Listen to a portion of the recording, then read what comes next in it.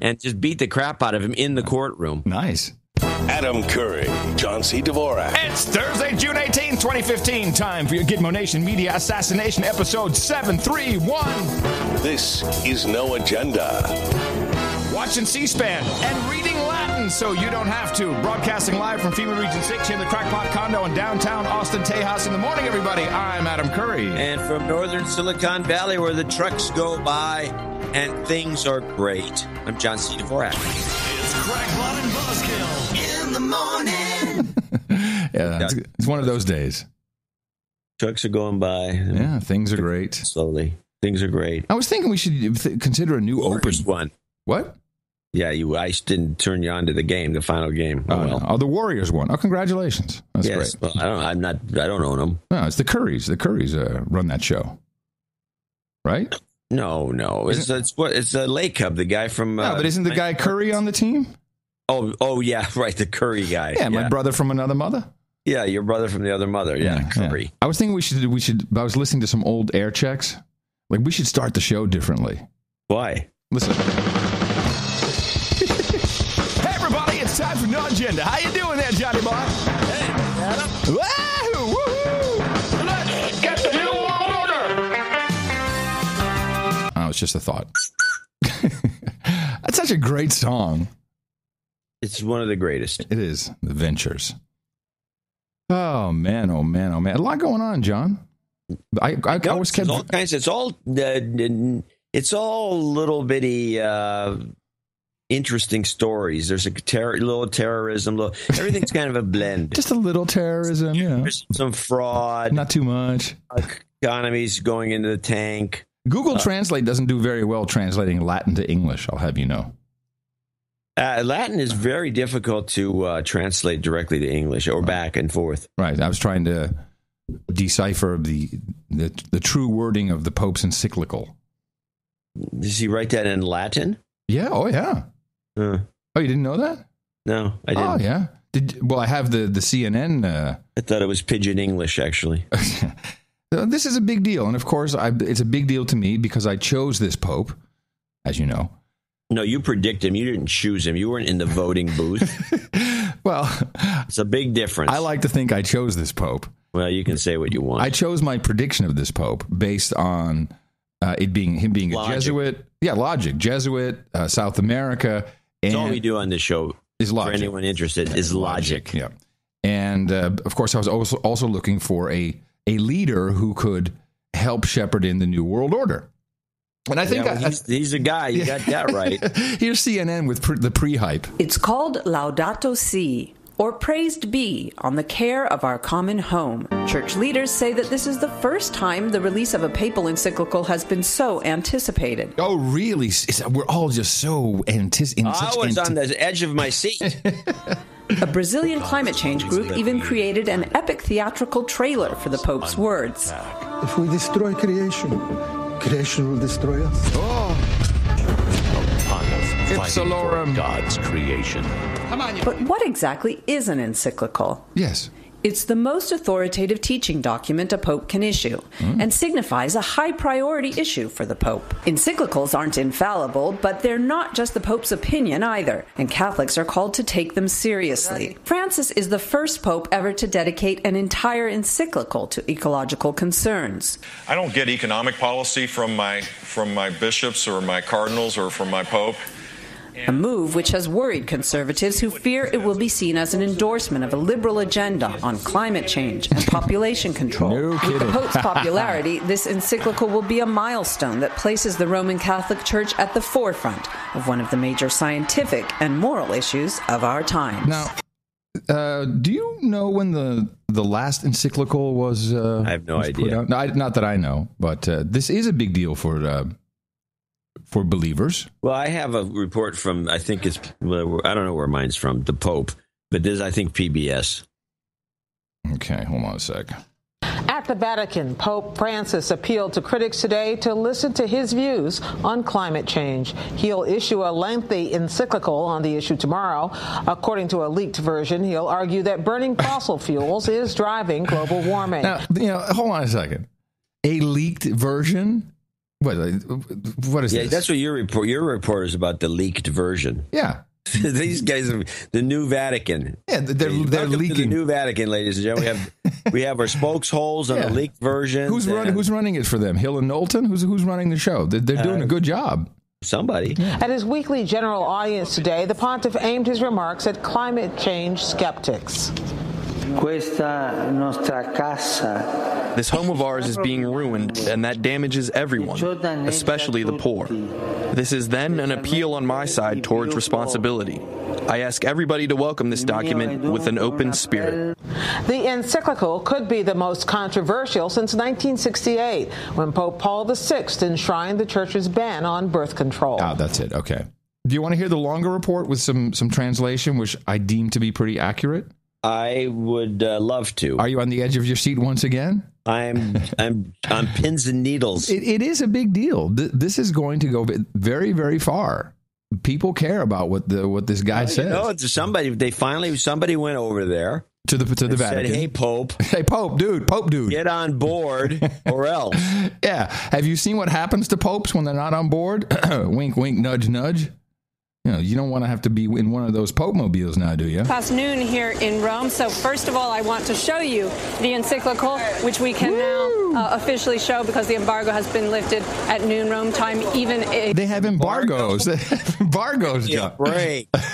I'm sorry, but you have to sign a non-disclosure to read the encyclical. Now, if they had an embargo, then these are not leaked versions. Then they had versions that were final under embargo. Or am I misunderstanding how it works? You're misunderstanding You're misunderstanding for sure. Oh? It's your definition of leaked. What does that mean to you? WikiLeaks, PR, but under embargo. That means somebody took the embargoed version and they didn't agree to it. They somehow got a copy and then they released it. Exactly. But it's called leaked if it comes out before the embargo. Oh, I'm sorry. Okay, got it. The press conference is still going on. It runs to 183 pages, so it's a lot to get through. But I've pulled out a few quotes, so I can go ahead and tell you what are some of the salient points of the Pope's discussion on the environment. In the first place, he says, very solid scientific consensus indicates that we are witnessing a disturbing warming. Wow, man. 7%. The Pope is now down with consensus. Fantastic. This is good stuff. Of the climactic system. So clearly the Pope coming straight out of the gate with the science. Yeah, straight out of the climate gate. And going ahead and starting his encyclical saying, I'm going to take the science for what it says. No, man, this is fantastic. This is how we make science into religion, by having a leader of spirituality. Yeah, of course. And that is important because we know that some of the controversy related to this encyclical. I don't know if it's in there, but all he needs to say is, I believe in science. And then we're good. Was about whether or not the science is still shaky. But in several places, the Pope brings up the human causes of climate change. He says humanity is called to changes in lifestyle, production, and consumption. Yeah. Nice, huh? Die, slaves. Die. It really. That's what kills me. Is he says this is to benefit the poor. Yeah, that's pretty good. Exactly. I don't think so. In order to combat warming, at least the human causes that aggravate it. He said the Earth is beginning to look more and more like an immense pile of filth. We're all gonna die! He talks about the right to water, especially for the poor. He talks about the extinction of species, about deforestation. And he says the worst impact will be felt by developing countries in the coming decades. And that, again, goes back to what we said earlier, that the expectation was that he would link the question of climate change to the economies of developing countries. This part is very interesting, Natalie. He talks about the discussions that go on between international political and economic experts. He says, leave the poor, it seems, as an afterthought. He said they remain at the bottom of the pile. And part of the reason the Pope says that this happens, he thinks, is because these discussions occur in urban, affluent areas where they do not have contact with the poor. This kind of bugged my ear, and now I'm realizing what it is. This idea that the conversations are being held in urban areas where there are no poor people. Most urban areas are filled with poor people. But what he's talking about is Suburban urban areas, quote unquote, Davos, not an urban area by any means. Davos, exactly. Davos. Well, this also fits into the president's announcement earlier in the week. I think it was early in the week that he wants to diversify neighborhoods. We didn't talk about it on the show. I did have it in the show notes, and the idea is. If you want your local, your state federal funding, then we're going to have the brown shirts with their armbands come in and make sure there's enough diversity in every community, which makes no sense. Of course, this is probably being done for integration. That's interesting. Yeah. Okay, you got any Mexicans in your neighborhood? Yeah, we got 2 here. I got a flock. And he says often the green rhetoric, he calls it, the green rhetoric goes on as part of that discussion. And he mentions the media in particular, and he mentions finance, and he mentions business. And he says there's a green rhetoric going on in these kind of affluent areas, which is not connected to what's happening on the ground with poor people. And he says we need to hear both the cry of the earth and the cry of the poor. The cry of the earth. But I don't hear anywhere God speaking. Doesn't he have a hotline?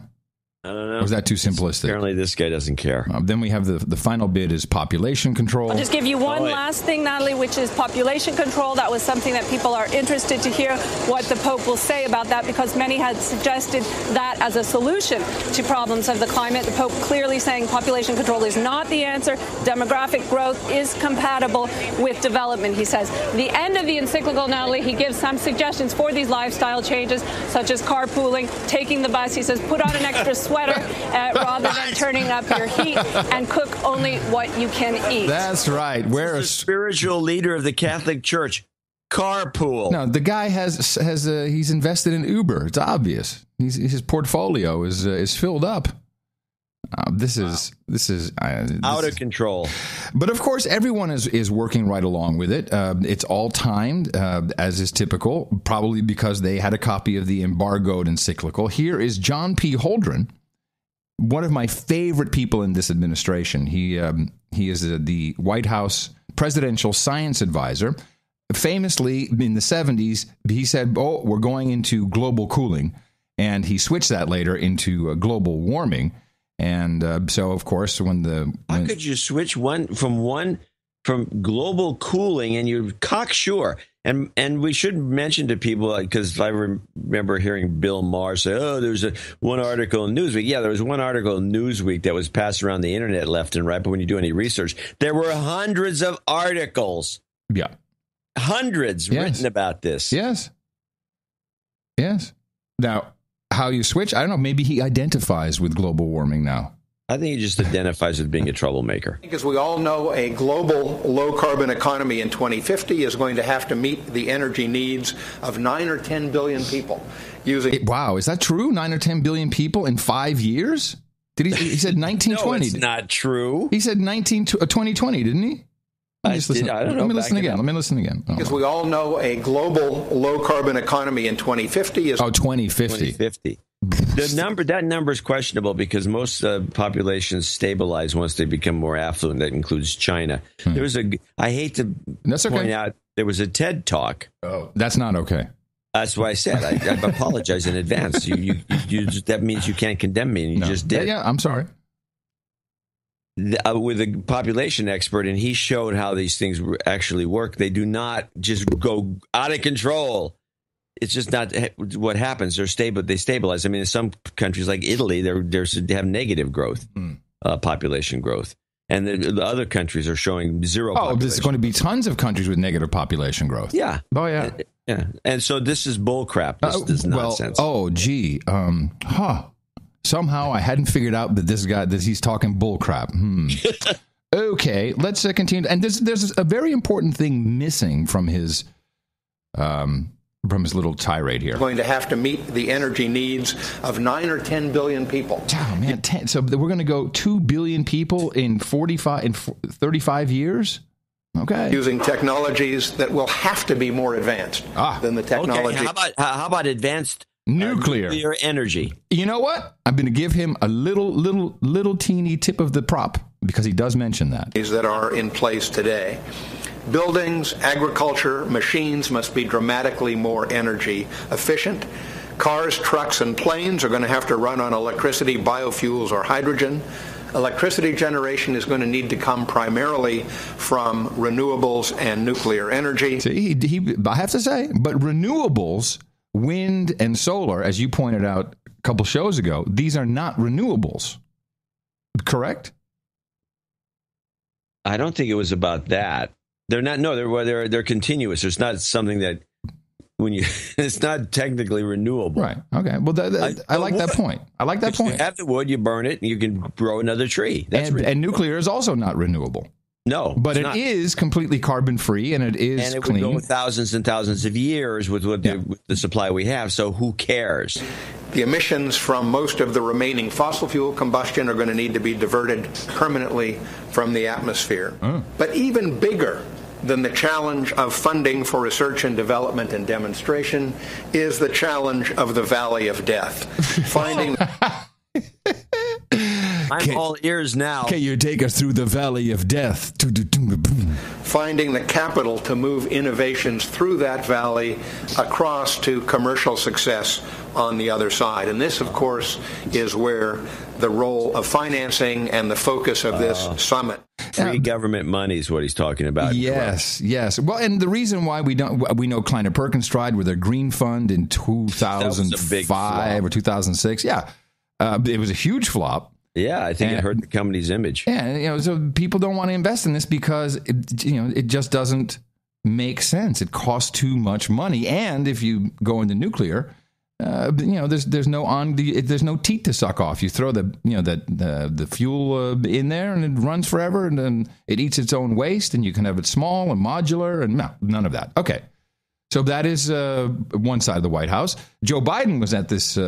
Investors, it's like a federal investor, I forget the exact name of it.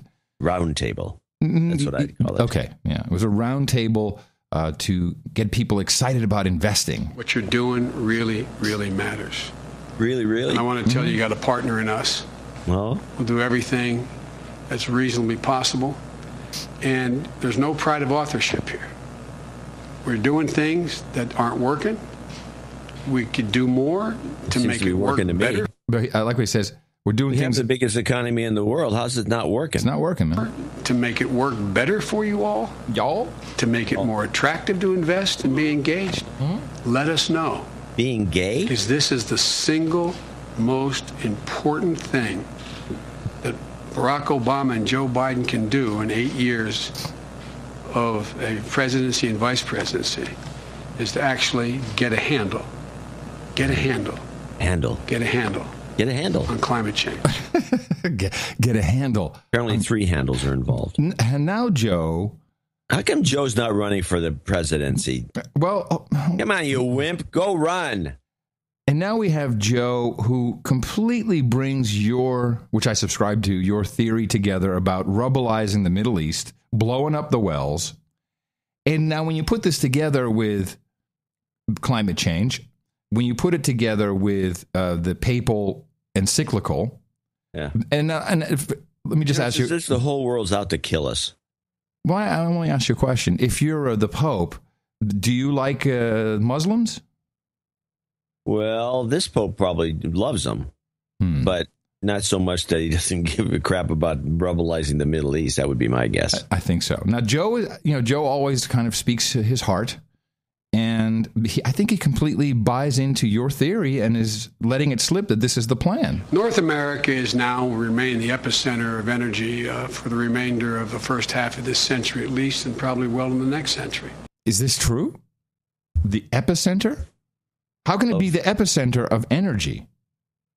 He's extrapolating what can be had from frack. No. We're no longer going to be talking about the epicenter being Saudi Arabia or Nigeria or Venezuela. North America is the place. Okay. When I say that, and I say it in other context in foreign policy, it's everyone assumes I'm only talking about the phenomenal breakthroughs in natural gas. See, he's talking to you. You assume that. Which makes an ass out of you and me, John. Oil. Exactly. All of which has been new technologies that have been all very positive. But there's another transformational, equally important thing happening in renewable energy and reducing carbon pollution here and around the world. Now listen to this. We are the epicenter of renewable energy, John, because there's more wind here, I guess, and there's more solar. That is the future. That is the future. A key driver to the development and deployment of clean energy is all of you. Right now, renewable... Well, let's burn those people then. Shove them in the oven. Energies, and I know I'm preaching to the choir. You're probably the only people who really know this. Generates about 13% of our electric energy needs and about 10% of all of our energy needs in the nation. Since 2008, solar generation has increased 20-fold. Granted, it still only represents about 0.5% of our needs, but over time, there's no reason why that can't increase exponentially. There's lots of reasons. It doesn't work that way. I got a reason right here. It's overcast. Yeah, there's no wind. Power has tripled, representing roughly 9% of our primary energy needs in the United States. But there's no reason why both wind and energy, among other renewables, wind and solar, can't increase exponentially. There's not a single reason on God's green earth, and you're going to help keep it green, that by the year 2020, renewables aren't doubled to represent 20% of the electric generation and 26% of electric generation and 20% of all energy generation in the nation. Let's see. Well, first of all, I have to ask you. Well, he's rambling a lot, so I don't think he's drunk per se, but I think he's had a couple. I think what he's doing is very subtle, but what he is saying is we need to increase our so-called renewables, solar and wind, and you can do that, but you need one extra component. You need natural gas for when there's no wind or when there's no sun. So so he's lying. He's saying, well, I'm not talking about fracking and the potential to have all this gas that we have. And no, it's not about that. It's about our incredible technology. 0.5%. Yeah. Our incredible technology that brings us these renewables. And we need to increase that. Well, sure, you can increase it, but then you automatically have to increase the natural gas supply. That is all solar, all wind plants are built with a gas-fired plant right on premises. Or maybe sometimes it can be hydro. So when I hear this, and he says Saudi Arabia, Nigeria, Venezuela, rubbleize that shit. Get rid of it because, we'll save you with gas, 90% gas, and then this little teeny bit of so-called renewable energy. And the thing I'm missing from his little talk here and from the Pope and from Holdren, what happened to peak oil? I always liked the peak oil idea. Peak oil. I love the peak oil idea. Whatever happened to peak oil? Yeah, whatever happened to peak oil? I started listening to our old shows. I was doing some of that, and it was like, there's another one. I love the peak oil. Memes, they come, they go. Yeah, but peak oil. The peak oil is good because if they, and I think it's much simpler if you just stay on the peak oil tip. Eventually, we'll have to go to something else because we'll run out of oil, right? Well, they gave up on that one, I guess, because they keep finding too much oil.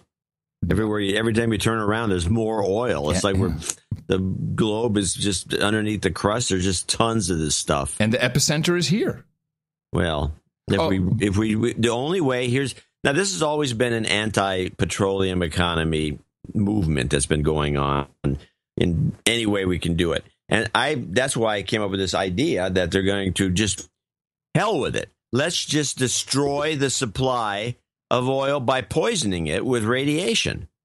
Oh, nice. So let's let those idiots in the Middle East just go at each other with a couple of nukes. It doesn't take much. One nuke in the oil fields of Saudi Arabia.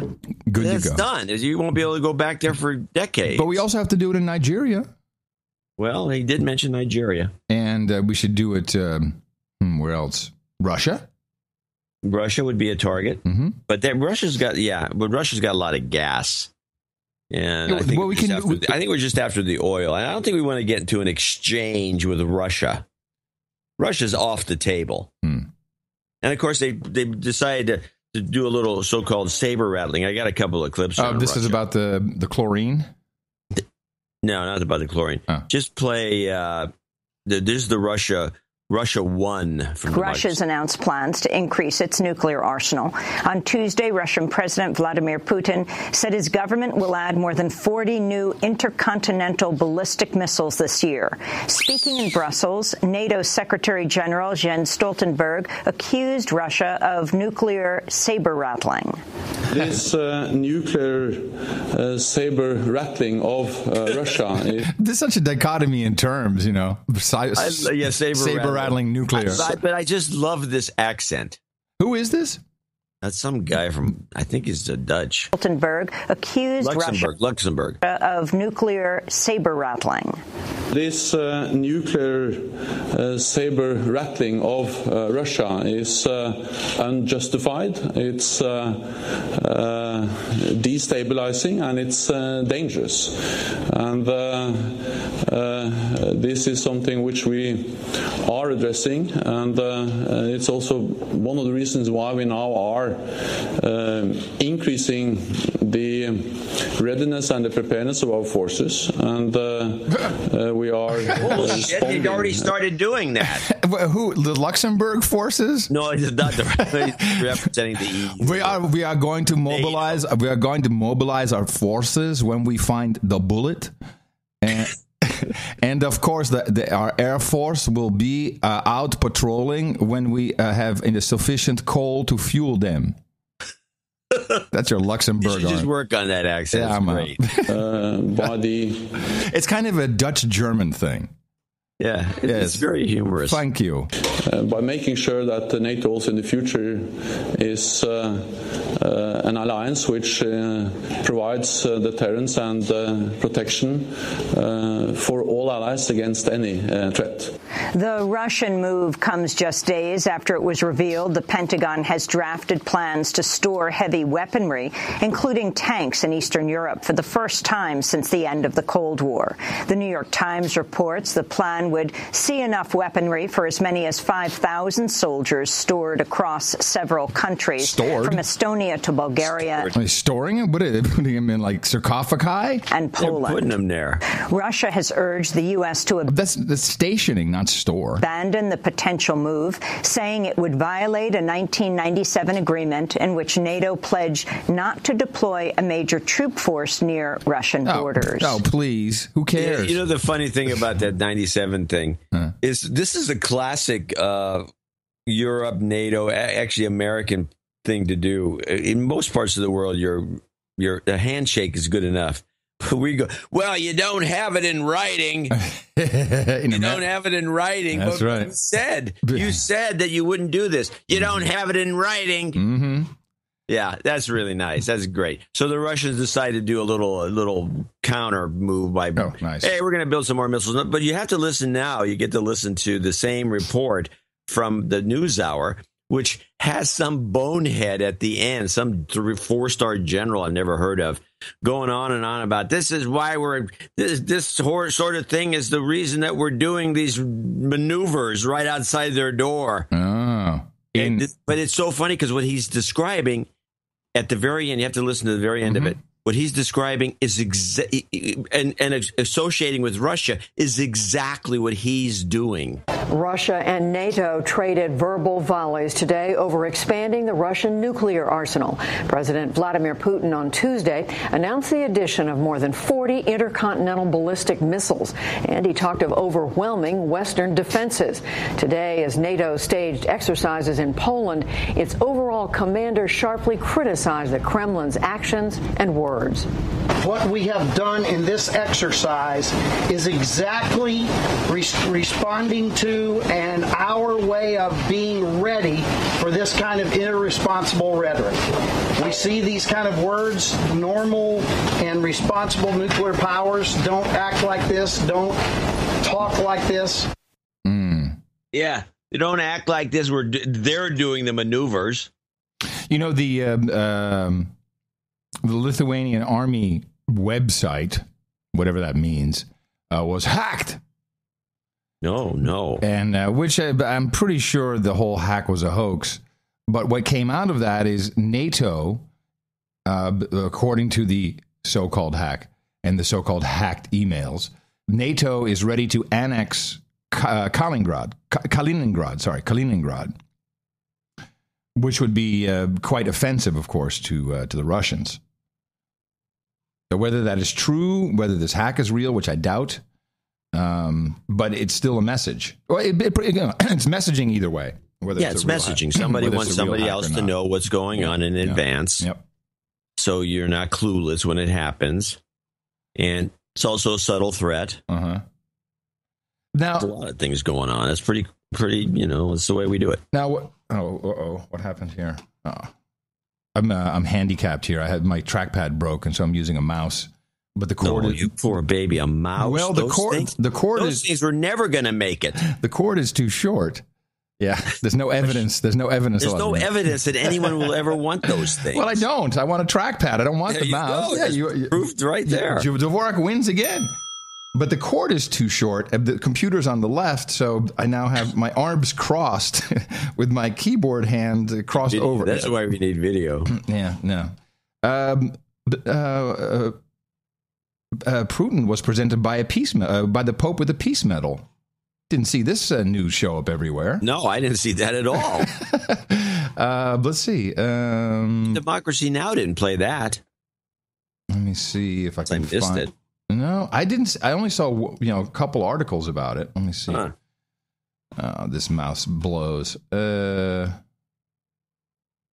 I can't find a piece of video or audio. Here, Francis gave Putin a medallion with the Angel of Peace on it, reminiscent of the same gift he gave to the Palestinian Authority leader Mahmoud Abbas last month. Vatican spokeshole Father Federico. $10, it's got a bug in it. I'll take your bet, and I'll up you. Father Federico Lombardi said Francis asked Putin to put forward, quote, a great effort to achieve peace in Ukraine, implying the two did indeed discuss the matter. They agreed on the importance of rebuilding a climate of dialogue and that all parties commit themselves to implementing the agreements of Minsk.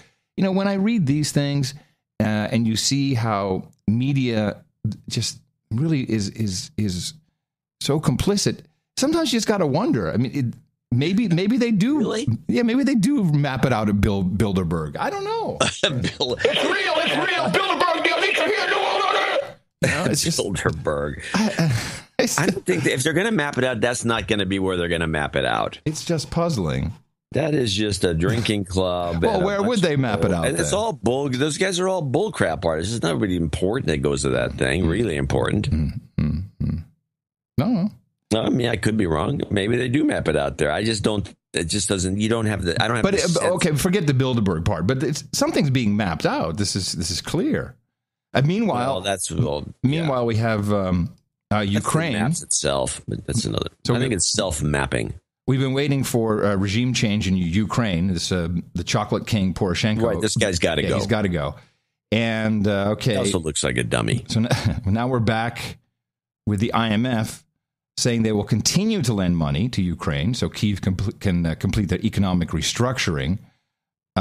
Here's I don't have a clip of her. Fifi Lagarde says, in the event that a negotiated settlement with private creditors is not reached and the country determines that it cannot service its debt, the fund can lend to Ukraine consistent with its lending into arrears policy.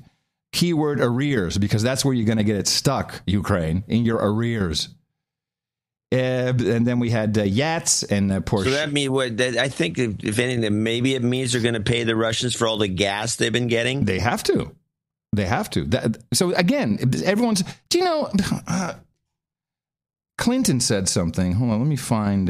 Which one of the Clintons? Yeah, the one that's almost dead. Here it is. Bill Clinton. He was talking about. This was a Jake Tapper forum at CGI, the Clinton Global Initiative. Talking about people seeking favors for donations. I can play that later, but then Bill gave an example. I'll just give you an example. America's always having. I love how he laughs.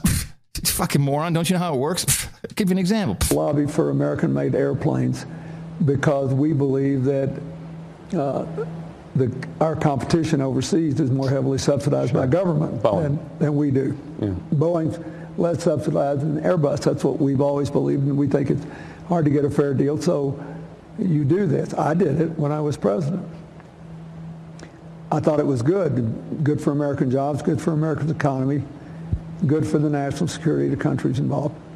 So I wouldn't be a bit surprised if some of that wasn't going on when Boeing announced they wanted to invest some money in Haiti to help them recover from their adversity. But I don't think that they did it to make America, the government, like them better. No, can't imagine. But, wow. Oh, bless you. God bless you. Made me sneeze, that guy. However, the Le Bourget, the big air show, they call it the Paris Air Show, but it's in Le Bourget. I've been to the air show. Oh, I've always wanted to go. Oh, it's fantastic. It's supposed to be fantastic. I went there pretending to buy a helicopter, and they went there to sit in cockpits. Yeah, of course, touch buttons and twiddle knobs.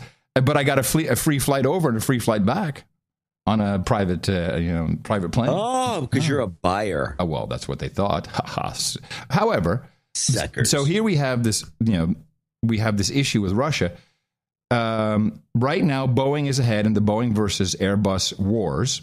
And I'm pretty convinced, many accidents that happen with certain aircraft, that we see it going back and forth. Oh, Airbus down. Oh, Boeing down. Oh, Boeing has battery problems. Oh, Airbus has software problems, glitches. They have now outpaced Airbus with a huge order. Can you guess which country ordered a whole bunch of Boeing aircraft? Saudi Arabia. How about Russia? Russia? Yeah. What? Yes. Russia has their own aircraft manufacturing operation. This is the outfit. I'm looking for the name of the company. They typically fly Antonovs, but they have ordered 20 747s, cargo transport 747s. And the 800s, the new ones. Yeah, and this puts Boeing ahead. But how does this even work? We should be outraged by this. We can't be doing business with Putin, or can we? Well, there's a charade. Well, yes, my point exactly. The whole thing is and another huge order of 80 737s. Guess who that goes to? Russia. No, China's. Oh. So, well, China all these doesn't have its own manufacturing, but the Russians do. But they're hacking us everywhere, Russians John. have like 2 or 3. The Chinese are hacking us. Why are we doing business with the enemy? Yeah, we should just cut them off. Yes, the people should be outraged by this. But no. No. The funny thing, you hear about Boeing has issues with the 747-800 because they can't seem to sell any passenger planes. Oh, and you know who just ordered a new one? Who? President Obama. Oh, yeah, I know. He did. Yes. Mr. Climate Change. Mr. Climate Change. I need another one. They need one of those big jets. Yeah. And they always order 2. There's always a shadow jet. Of course there is. Of course. Talk about. They never talk about that in the order. As president, you need one for each foot. Let's be honest. One for each foot. I'm going out for 380s. The 380s apparently have 0 sales scheduled for 2014 and 2015. Yeah, and that is a message right there. Russia didn't buy any Airbus. Mm-hmm. So this goes back to the open mic incident when Obama was talking to Medvedev. Said, well, I can't do anything until I'm reelected. I'm thinking it's all this. No wonder people start to think there's something going on here, some conspiracy. No wonder. You want to hear the rest of Bill about yes, I love listening to that guy. I want to hear as much as I can before he dies. Drops dead. I know I've heard you say that there's no evidence that any of the donors who have given to the foundation received anything in response from the State Department while Secretary Clinton was there. Nobody even suggested it or talked about it or thought about it. Oh, yeah. There's no chance. Impossible, I tell you.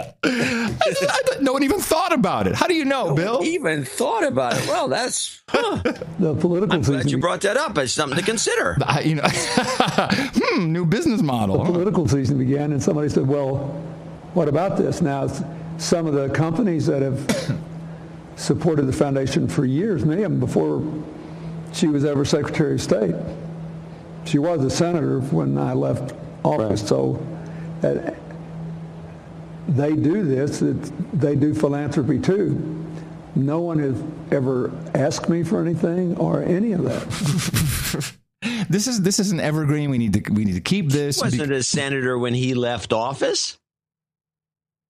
Oh, really? No. Huh.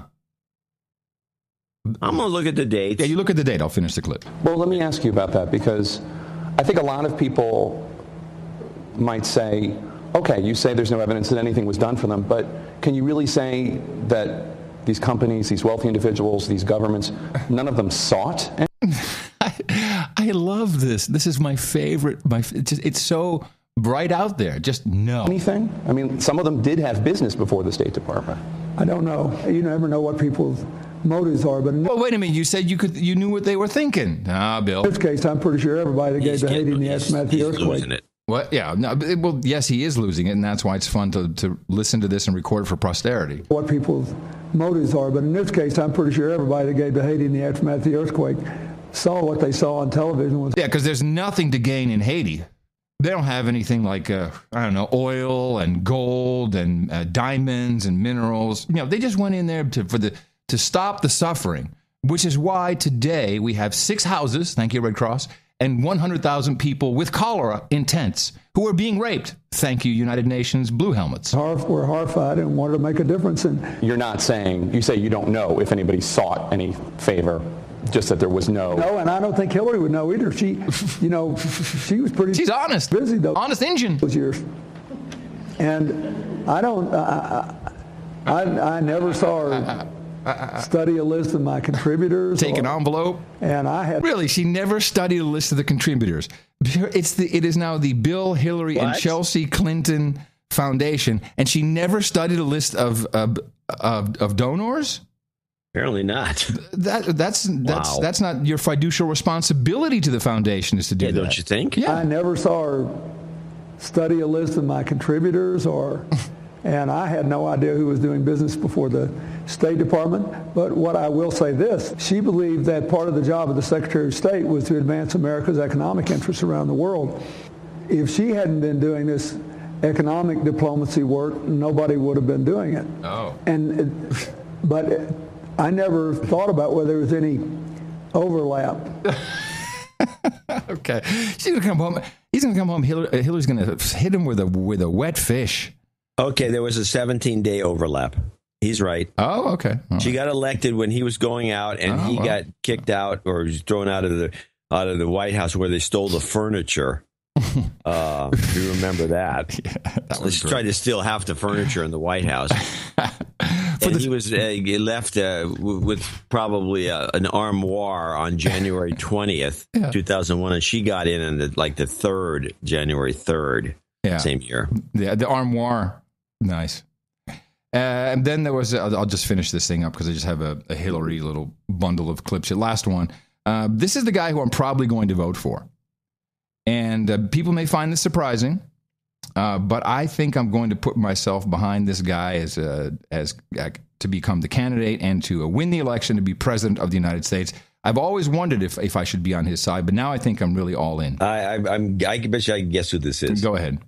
Trump. Yes, absolutely. Here he is with George Stephanopoulos. And I just, it doesn't make any difference who's in the White House, but this guy's entertaining. He's very entertaining. I have 2 clips when you're done. All right, here's the one I like. And I like how he slams Stephanopoulos, who, of course, shouldn't be asking any questions about Clinton. Since he's a donor in the amount of what we know, $70,000, and he's not disclosed that. And now he's very sorry, but there we go. How about Hillary Clinton? What Hillary's got with the emails is, to me, scandalous. She gets of course, you shouldn't be talking to me about that, in all fairness. You shouldn't be asking me those questions, but I don't mind. What Hillary's done with the emails is incredible. She gets a subpoena, and then after getting the subpoena, she cancels it. She canceled everything.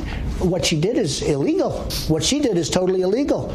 I don't know how she gets away with it. I love when the chat room says, wow, Adam loses more respect every day. People, are you insane? What do you want? Who do you want to be president? They don't even, anyone who says that is not actually listening to the show. They're just in the chat room. Yes, exactly. That person's a narc. Kick him out. Get him out. That guy. Of course, I want to get to your clips. I just wanted to qualify that if Hillary wins, I'll be extremely happy as well. for a couple of reasons. One, she will push us much closer towards the abyss of the collection. The Trilateral Commission will have our New World Order. Finally, we can get it over with.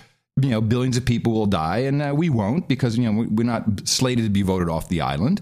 But the moronic zombies will. Like that guy in the chat room. He's out. He's the first to go. And of course, after her term, which will only be one term, you've predicted that then we get kind of like a Ronald Reagan type Republican. That's the cycle.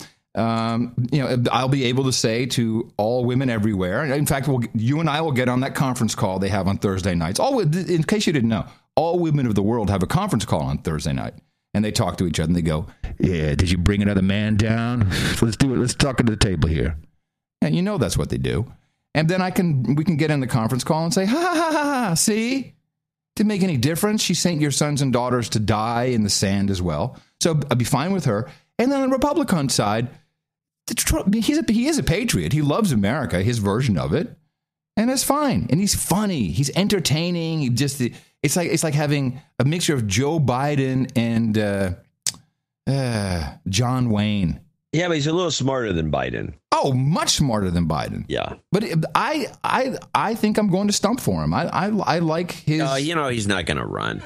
I mean, I figured out he's not going to run because he's smart enough to know that you don't use your own money. Well, did he not officially announce? Yes, he did, and he'll be in it for a while, long enough to get... He wants to get into the debate. Yes. And he's already got enough numbers. Yeah, he'll get it. Because Fox News says they're going to take the top 10 based on polling. IQ score. It'll be the IQ scores, the Q scores. And they're going to put him up there. And so he'll be in there to make these kinds of comments. And here's a couple of them here. Let's start with Trump. This is called Trump as described by Amy. He's on Amy Goodman, and she hates him. Well, of course. And did she make fun of his hair? Because that's the only thing people seem to do. No, because Democrats aren't that way. Oh, yes, they are. In a rambling kickoff speech, Trump branded Mexican immigrants as criminals and rapists. Mexico sends its people. They're not sending their best. They're not sending you. They're not sending you. They're sending people that have lots of problems, and they're bringing those problems with us. They're bringing drugs. They're bringing crime. They're rapists. And some, I assume, are good people. He never mentions that part. There's an interesting analogy to this. With the influx, certainly the Netherlands, but a lot of Western Europe. If you talk to Muslims, if you talk to, I didn't record it. It was a very short ride. I had an Uber the other day, and he was from Tunisia, and I got him talking, but I was pissed at myself because man, I got to get in your car again, and he didn't have his number, and anyway. What was the point I was going? Oh, the Moroccans who have flooded Western Europe. I think there's now 3 million in the Netherlands, country population 17 million, and they're in government, etc. Consistently, politicians like Geert Wilders and a general acceptance under the population is these are the shitty Moroccans, the ones from the hills, the ones that are goat farmers. Sorry, goat farmers. I didn't really say that, did I? You came close. Caught myself. That's an interesting analogy that when it comes to immigration to say that. Can I say something about immigration before we move on with the next Trump clip? Yeah, sure. I figured something out. I was not getting sufficient information from the tech horny technology podcasts and other types of shows about the most recent visa database issue. Now, you recall last year, there was a huge backlog of visas. It lasted for weeks and weeks. Currently, we have these horrible rapists and drug dealers and some of the nice people camping out at the Mexican border. They need to get into California. There's work. And of course, we know that the Department of Homeland Security is using their own discretionary policies and not sending ICE into the fields of California because there's much more egregious violators of the law. And obviously, we need these immigrants, temporary workers or full-time, whatever they are. We need them to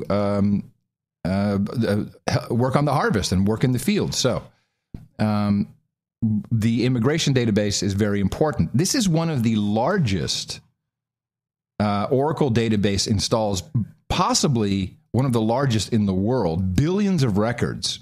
And last year, as I was reading through this, and there were some FOIA requests, none of this has ever really been reported properly other than, oh, there's a glitch, and therefore the visas can't be handed out in passports. There's a glitch. Even Ars Technica is saying glitch. It's just disgusting. That was, they had upgraded to Oracle 10G, and they were running it on Windows Server 2003. And even though it never went offline, the clustering was broken. So this should be tech news, but so they really could only run off of one node, and the load was way too heavy, so that slowed everything down. They had to pretty much ration access to the database, and that put everything behind. And then they said, oh, you know what, we'll fix this. We'll upgrade to Windows Server 2008, and we'll try 11D, I think, which was the completely new Oracle version, untested in the field. Yeah, good idea. Run that on a billion record database. And database construction and maintenance it's voodoo. I mean, it's religion, this stuff. You cannot get one person who says has an identical strategy to another database administrator. And while they were doing it, they were going to upgrade and transition everything to Linux. Jeez, how many? So do they all these changes at once? No. So they started this in, I think, February, and the issue at hand now, according to FOIA requests, and they finally put a statement out on the State Department website. It was a hardware issue that brought it down. Now, this doesn't make a lot of sense to me. First of all, you'd expect, certainly if the transition to Linux is complete, which there's no confirmation of, you would have redundant systems. Hardware can fail over to other pieces of hardware. I think there's something drastic that has happened here.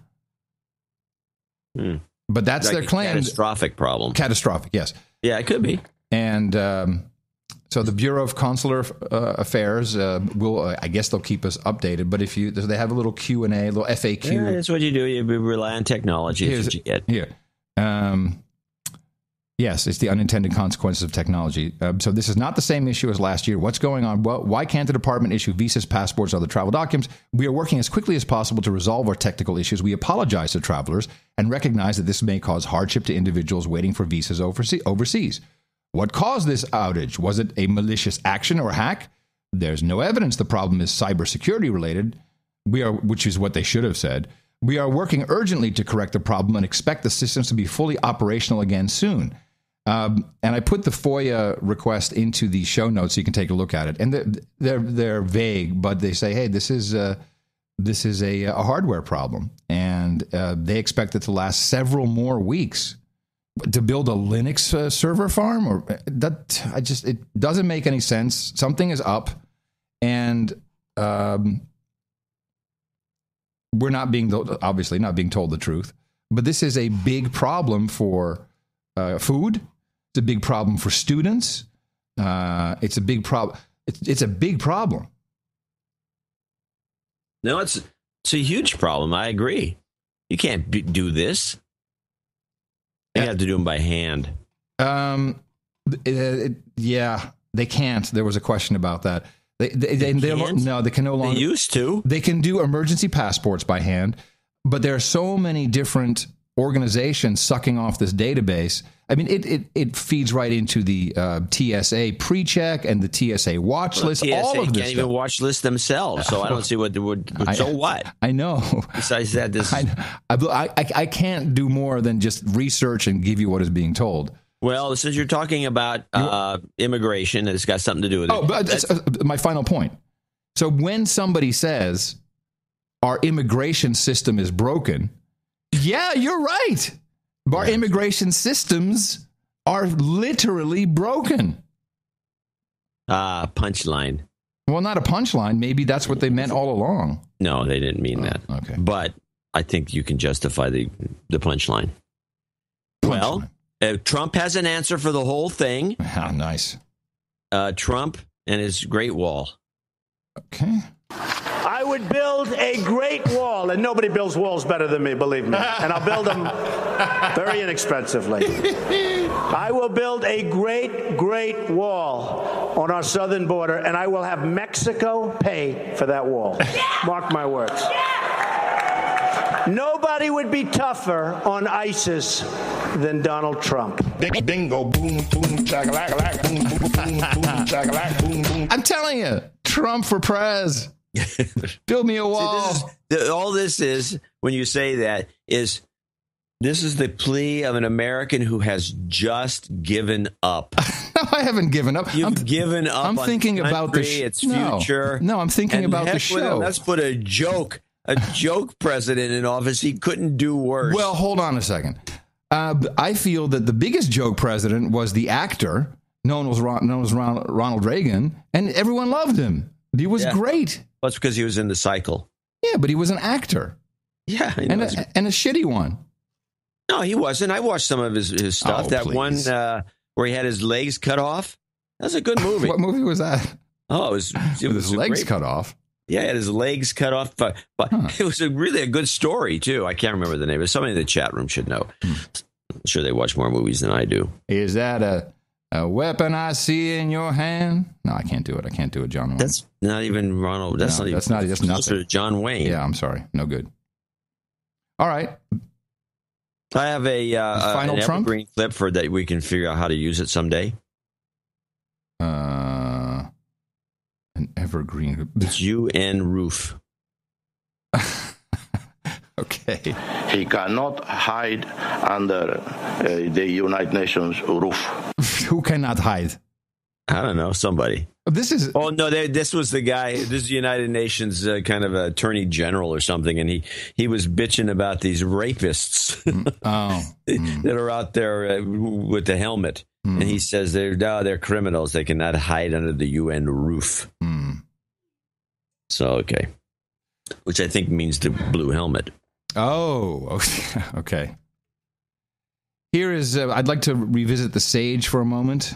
He was so right on, and no idea how he knew it other than the show is entirely scripted and he was just reading off the prompter. The violent crime rate in America's metropolitan areas will spike this summer. Bye-bye. And there you go. Right on. It's not the first time we've heard either him or somebody else say there's going to be a huge spike this summer. And here it is.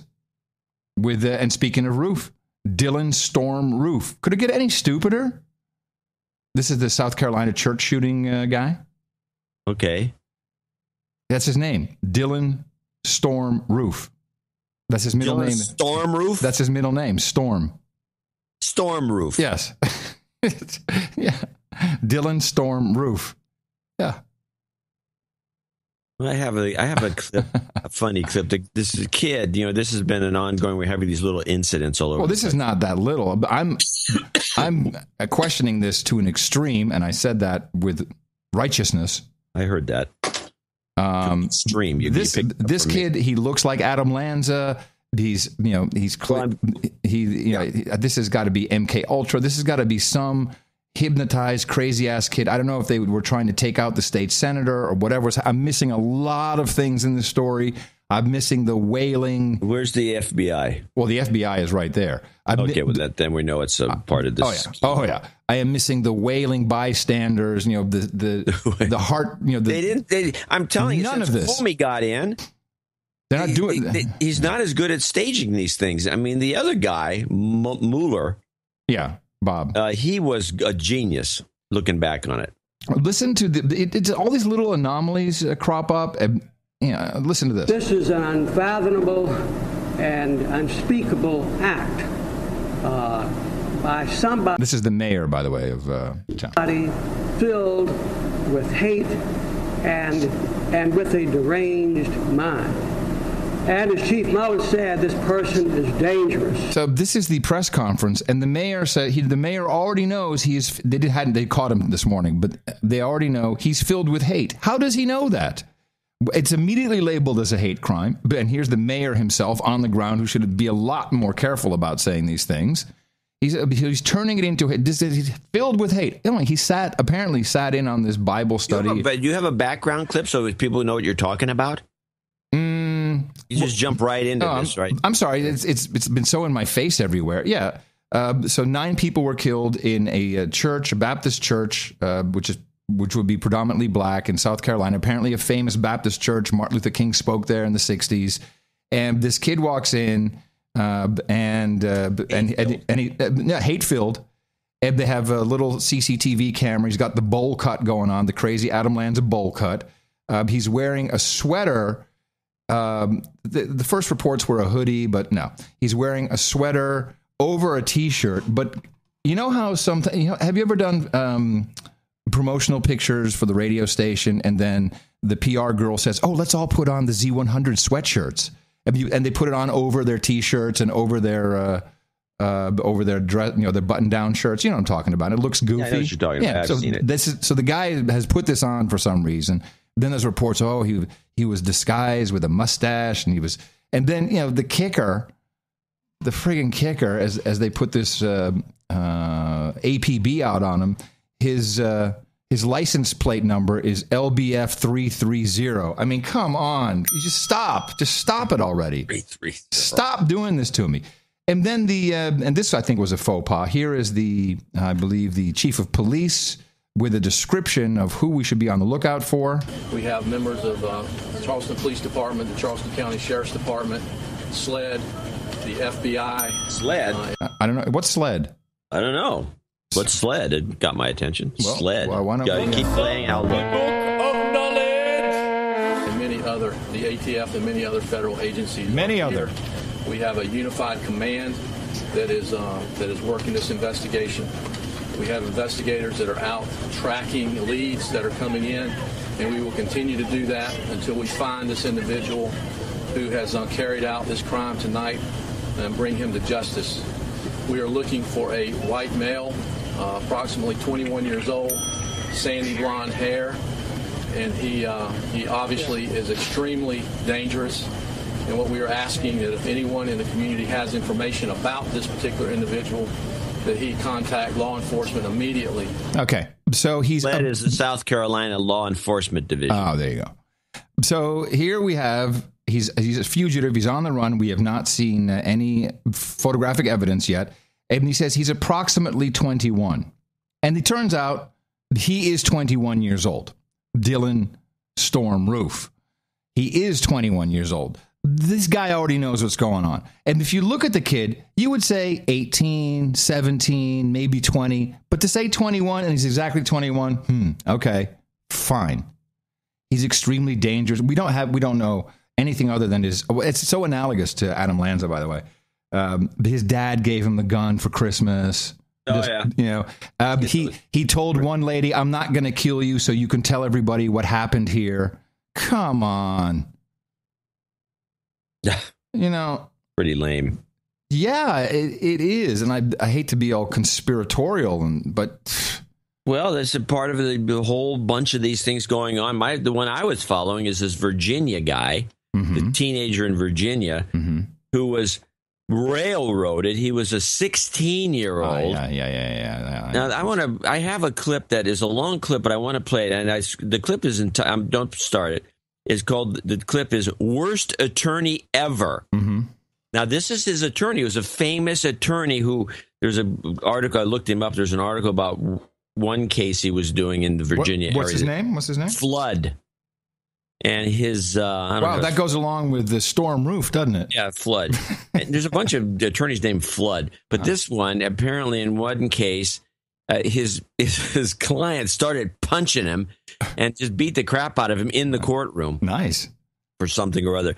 But if you listen to this guy, this is the attorney of the kid. And the way the story, now I'm going to deconstruct it before we play the clip so we can listen for this stuff. Okay. The kid is an introvert 16-year-old who did nothing more, if you even read about the case, than drive his buddy to the airport and then take, according to USA Today, or actually CBS News, he drove his buddy to the airport to fly to Turkey so he can join ISIS, brought back a thumb drive to the kid's parents, which had notes in it, and I guess had a letter saying, "I'm not coming back." And then I guess he had a Twitter account where he was saying, "Well, great for ISIS." Okay, so he's 16, which means he's a juvenile. He's 17 at trial. He was cool as soon as he was busted because his parents turned him into an imam who happened to be working for the FBI. How coincidental! She said, "Can you help our boy?" The imam came in and then turned him into the whole thing is just disgusting. The kid started cooperating immediately, then was somehow convinced by the attorney and the FBI to plead, I guess, guilty as an adult. What? Yeah, and it was like, and then the grounds were, why did he plead guilty as an adult? Well, so he get a lesser prison sentence. And again, here's the attorney going, if anyone saw the movie Idiocracy, is the attorney in there. The attorney says, "Oh, he's doing time. He's doing time. He's going to jail." Who is he working for? That's what I'm wondering. Listen to this clip. It's unbelievable. And around the country, ISIS is and has been recruiting young Americans to wage jihad on the United States. In Virginia, a 17-year-old honor student pleading guilty to federal terrorism charges after helping a 19-year-old travel to Syria to join ISIS. The FBI agent leading the investigation going on the record just days ago. Information comes to us through many sources, and folks in the community reached out and made it known to us that he was online, that he was actively encouraging others to participate in ISIL, and that he had indicated that he intended to travel to Syria to fight at some point in the future. The 17-year-old's attorney, Joseph Flood, joins us. Good evening, sir. Good evening. He's treated as an adult, right? 17 years old? He was transferred into adult court last week. Why? It's part of a package agreement that requires his cooperation. He's been cooperating ever since, actually, before his arrest. And as part of the negotiation, he agreed to waive transfer into adult court. He has pled guilty to one count? A single count of providing material support. And what's his exposure in terms of sentencing? The maximum sentence is 15 years. His guidelines are somewhat higher, but the max is 15. Is probation a possibility for him? It's a possibility. I would say that's a stretch. All right. So how did he get involved in this? I don't think that his involvement is any different than any other child who gets caught up in internet activities. There's all kinds of behaviors encouraged on the internet. And I think like a lot of children, whether it's drugs or sex or internet chats, he got caught up in something that he wasn't prepared for. He's a very socially immature, although very bright kid. And his isolation, his lack of assimilation made him sort of fertile for... Oh, man, this is a big war on crazy. What's going on here? The kid is online too much. He's an honor student, so he's not a dummy. Yeah, but he's on the spectrum. He's autistic, of course. Yeah, something like that. Mm-hmm. And of course, being an introvert, he goes online. He feels like a big shot. I'm going to go fight in ISIL. I mean, he's just talking. It's all talk. He's not doing anything. Yeah, throw that kid in jail. The law. Apparently, it is against the law to say something like that. No, he provided material support to terrorists. Yeah, I drove him to the airport. That's material support. Or jihadists who reached out to him and communicated with him. Well, he's 17 now, but when this went on, he was 16. Yes. I mean, so he was even younger. He was even younger. What did his parents? Did the parents have any idea this was happening? The parents actually enlisted an imam who has a close relationship with the FBI, and they began an aggressive set of interventions. It would have been funnier if this happened in Denver, but okay, I'll take Virginia. Close enough. That eventually brought the FBI into contact with Ali. They're actually the ones who brought him to the attention of law enforcement. And wait a minute. I'm sorry I have to interrupt your clip. Let me just get this straight. So the kid is online and he's playing video games. He's an honor student. So, of course, you want to be very worried about your child. Hey, kid, how'd you do? Oh, I'm an honor student. I'm on the honor dean's list. Great. You need to talk to an imam who's an FBI informant because you're on the wrong track. No. Began an aggressive set of interventions that eventually brought the FBI into contact with Ali. They're actually the ones who brought him to the attention of law enforcement, and a process began in which he began cooperating and providing information voluntarily to the FBI. Why is he cooperating? Huh? He started providing information right away, folded immediately. So why did they turn him into an adult? I mean, and then this is Greta, by the way. Yeah. On Fox. She's a lawyer. Is a lawyer. She's a lawyer, yeah. A very famous lawyer. And she doesn't do shit about this. No. Providing information voluntarily to the FBI. Why is he cooperating? Because he's had a change of heart or because he doesn't want to go to prison for a long time? He's going to go to prison, and I think everyone recognizes that. I think that the line between fantasy and reality for a 17-year-old kid who spends a lot of time on the internet is not always clear. And once we're coming to lock your kids up, parents. Real-life repercussions of this became clear, not just the potential sanctions in the criminal justice field, but the impact that he's having on his family and in particular his younger sister. It had a significant wake-up for him, and he is actively cooperating. There's an 18-year-old he helped get to Syria to join ISIS, or 19, I guess now. Any idea where that American is? We believe he was last communicating from Turkey. He did not communicate with my client, but he stopped in Turkey. He had flights to go to Greece, but he stopped in Turkey.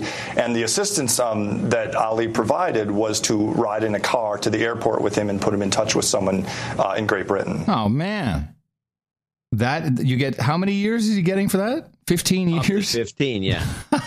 No. This is a 16-year-old kid, and most kids at that age are just fantasizing anyway. No.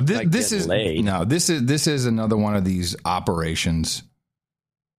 This is a disgusting story. This kid, all he had to do is go to the kid and say, "Here's what we're doing. You're gonna get in trouble if you keep this up. Stop it." Yeah. And that would be the end of it. That's called law enforcement. You're enforcing the law. You're not just arresting people left and right or setting them up or bringing in the imam. And you're an important part of community building and helping the citizens. No. This was, I think, the Muslim community should be up in arms about this. But of course, everyone lays low now because they're afraid that they're going to get nailed, which I would be too. I wouldn't thinking about it. I wouldn't say anything. Let him rot in jail. This juvenile.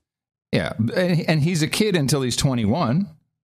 Well, 18 is when you try it as an adult. Well, he's not 18 either. Cancer viruses in the vaccines, pesticides by design in the GMO, chemtrails, all of it. We're being murdered by a soft kill op. There you go.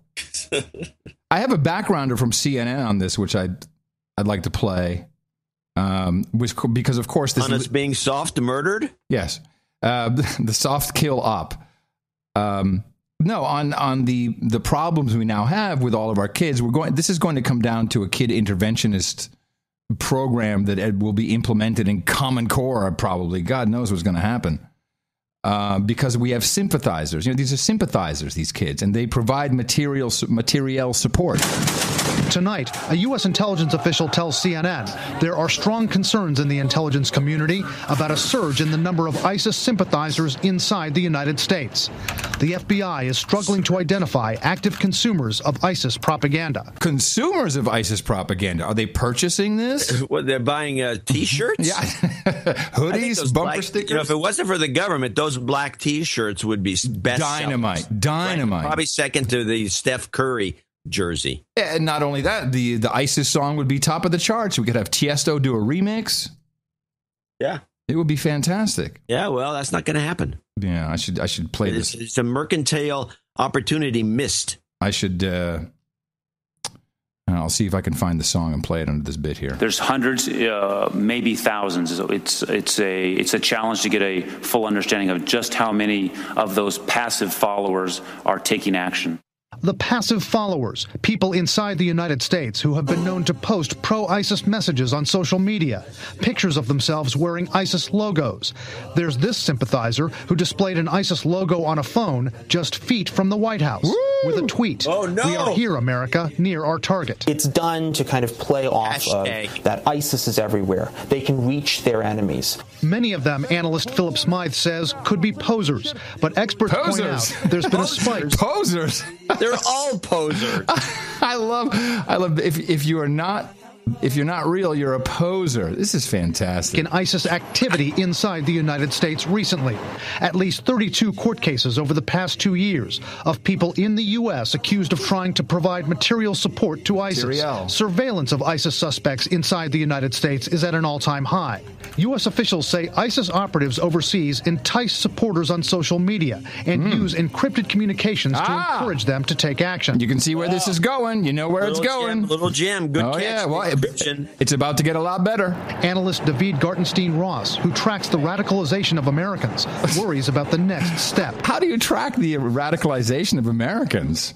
Do you do that by trolling Twitter or something? The thing I would look for is whether ISIS is playing a role beyond just general support, but actually trying to influence targets, trying to influence the kind of action that already radicalized supporters will end up taking. This guy can't breathe. He's got something stuck in his nose, that guy.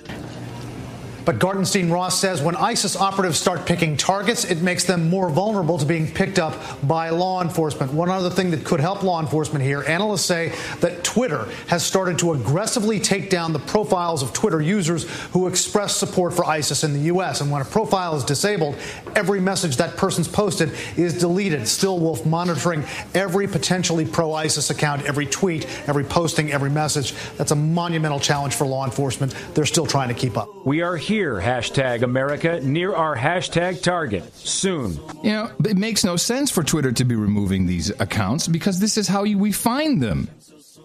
Didn't we find the guy and we bombed the command and control center because he was taking selfies and posting it to Twitter? Yeah. Yeah, it's counterproductive to take this stuff down. I'm going to turn the song off. All right. Now we could never hear the song. Oh, I could. Yeah. Well, I'm glad you're enjoying the show. Everybody else could hear it. It's a Skype thing. It's a Skype thing. Okay. Now we have a new guy who is in charge of the Homeland Security Committee. This is, now I believe he is following Mike Rogers, the disc jockey. This is the congressional, not the Senate. I believe so. Well, let's see. Michael McCall. Oh, I believe. Well, he's a Republican and he's from Texas. He's not in my district because I would vote this guy out. This is the most disgusting, and he knows even less. Who was it? Rogers, who we followed up.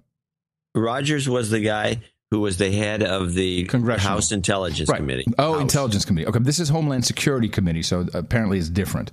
I have not seen this guy, Mike McCall, but he's showing up everywhere. And his meme, this is a meme fest, this guy. He puts on his suit in the morning, and his jacket is just filled with memes with little cards hanging off of shit to say on CNN. Well, it's just part of it. Sorry?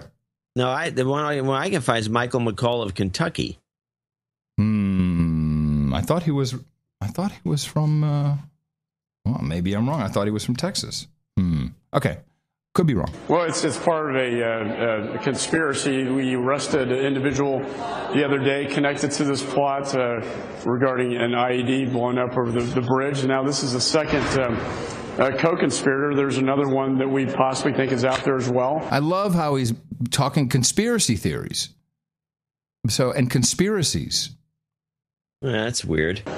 This is kind of the new phenomenon over the internet. The terrorists now have a new generation are adapting to the internet to not only recruit, train, teach how to make, in this case, pressure cooker bombs. No. The initial report was a crock pot bomb. Did you catch that?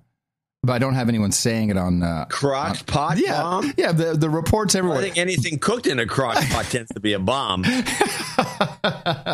the morning.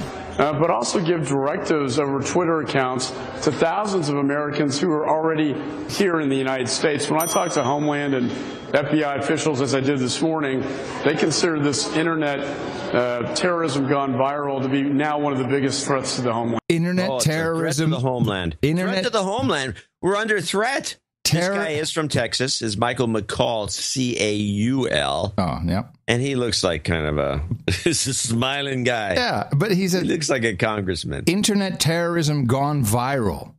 Oh. Do you think that ISIS called up their agency, their PR company, and said, well, in fact, we can do it right now. It's very easy. Yeah, Hillary Knowlton. Yes. Allahu Akbar. Oh, yeah. Ali Akbar. Hello. We want here ISIS here. ISIS here. Oh, never mind. I can take it. ISIS. Sometimes ISIL. Yeah, okay. What about it? Allahu Akbar. Yeah, go on. We want viral.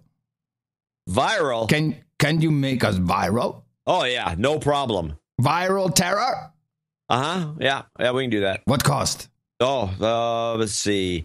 We usually charge $100,000 per video. I can't get the accent right. I don't know why. No, you suck. I'm not good today. As I did this morning, they consider this internet. You should do the Dutch accent. But are we doing? No, I can't do any accents today. I'm off. I'm off. Forget about it. I'm off. Terrorism gone viral to be now one of the biggest threats to the homeland. Tell us more about the terrorism gone viral is the greatest threat to the homeland. Dark space of the internet. Dark space. Woo! John? Dark YouTube? It's the dark space. The dark space. Dark YouTube. This is the new one. The dark They're just space. dropping these memes, and they don't even know what dark. There is no dark. There's the dark web. Well, no, there's the deep web. The deep web. There's the deep web. There's the dark web. There is a dark web. But that didn't work. See, that didn't catch. Space. I think this is what they mean when the closet. The closet's the dark. Biggest threats to the homeland. Tell us more about the dark space of the internet, which you were briefed on earlier today. The way which apparently Tapper was briefed on as well. Otherwise, you wouldn't use that term. That people are able to communicate with each other on the internet in places that law enforcement doesn't know about or can't get to. What exactly is the challenge here? Let me think. Could it have anything to do with, I don't know, encryption or something? Well, the challenge is that we know that terrorists out of ISIS are now communicating with potential terrorists in the United States over the internet in a dark space, in a secure comm.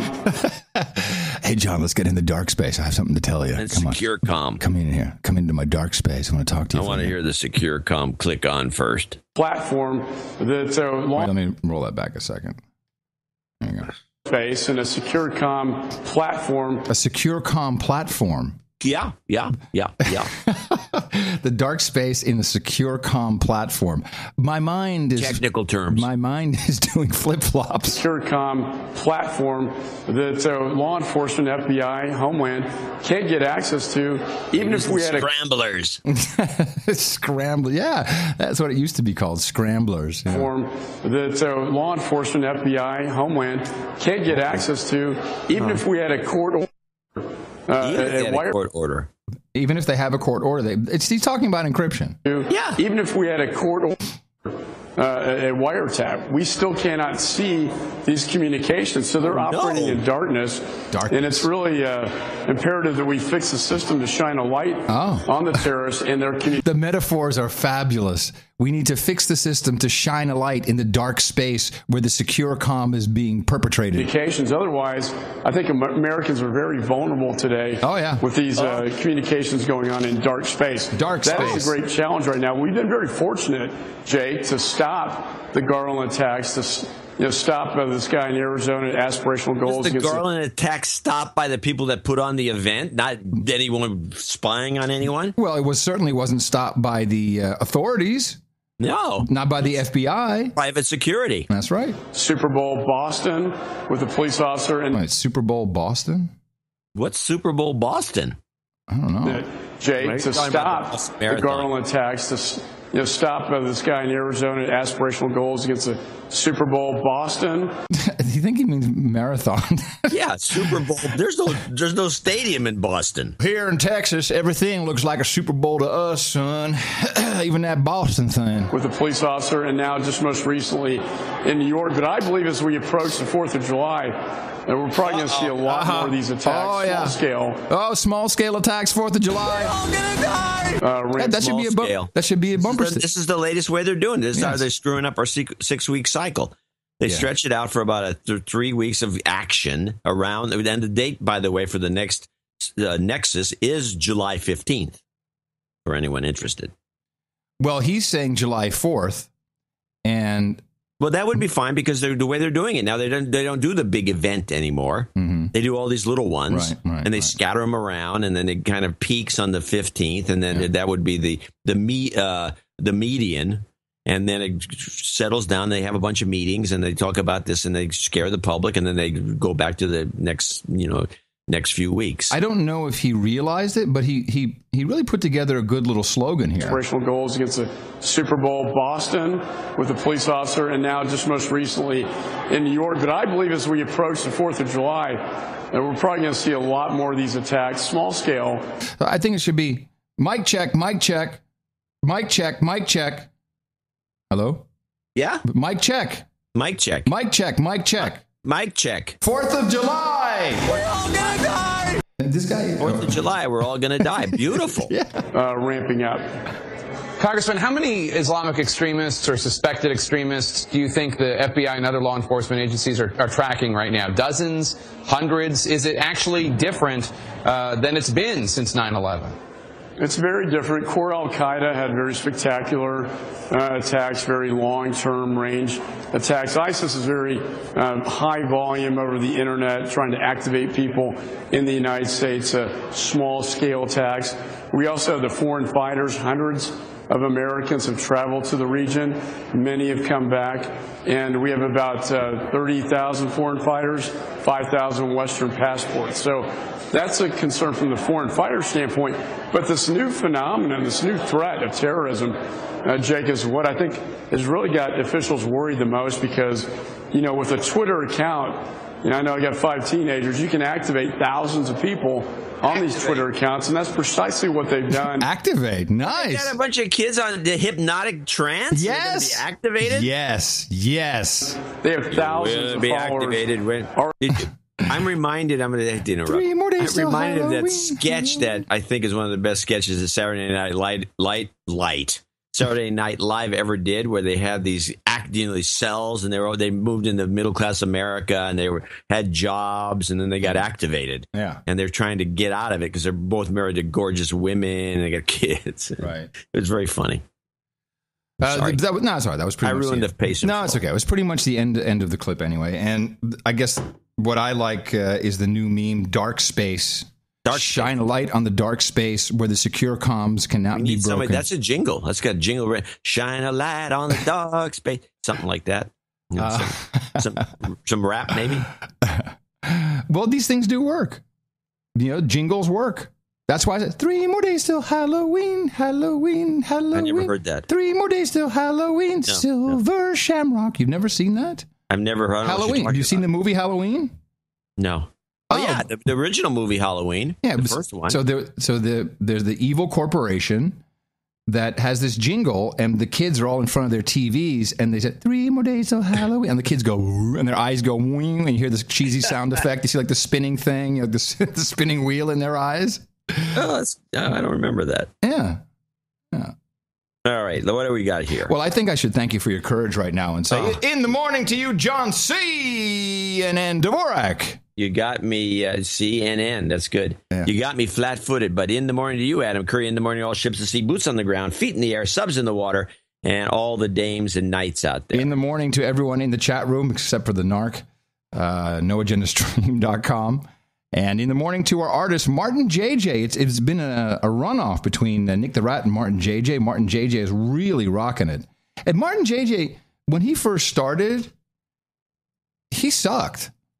Yeah, no. Amen. Fist bump. He does. He did. Yes, he sucked.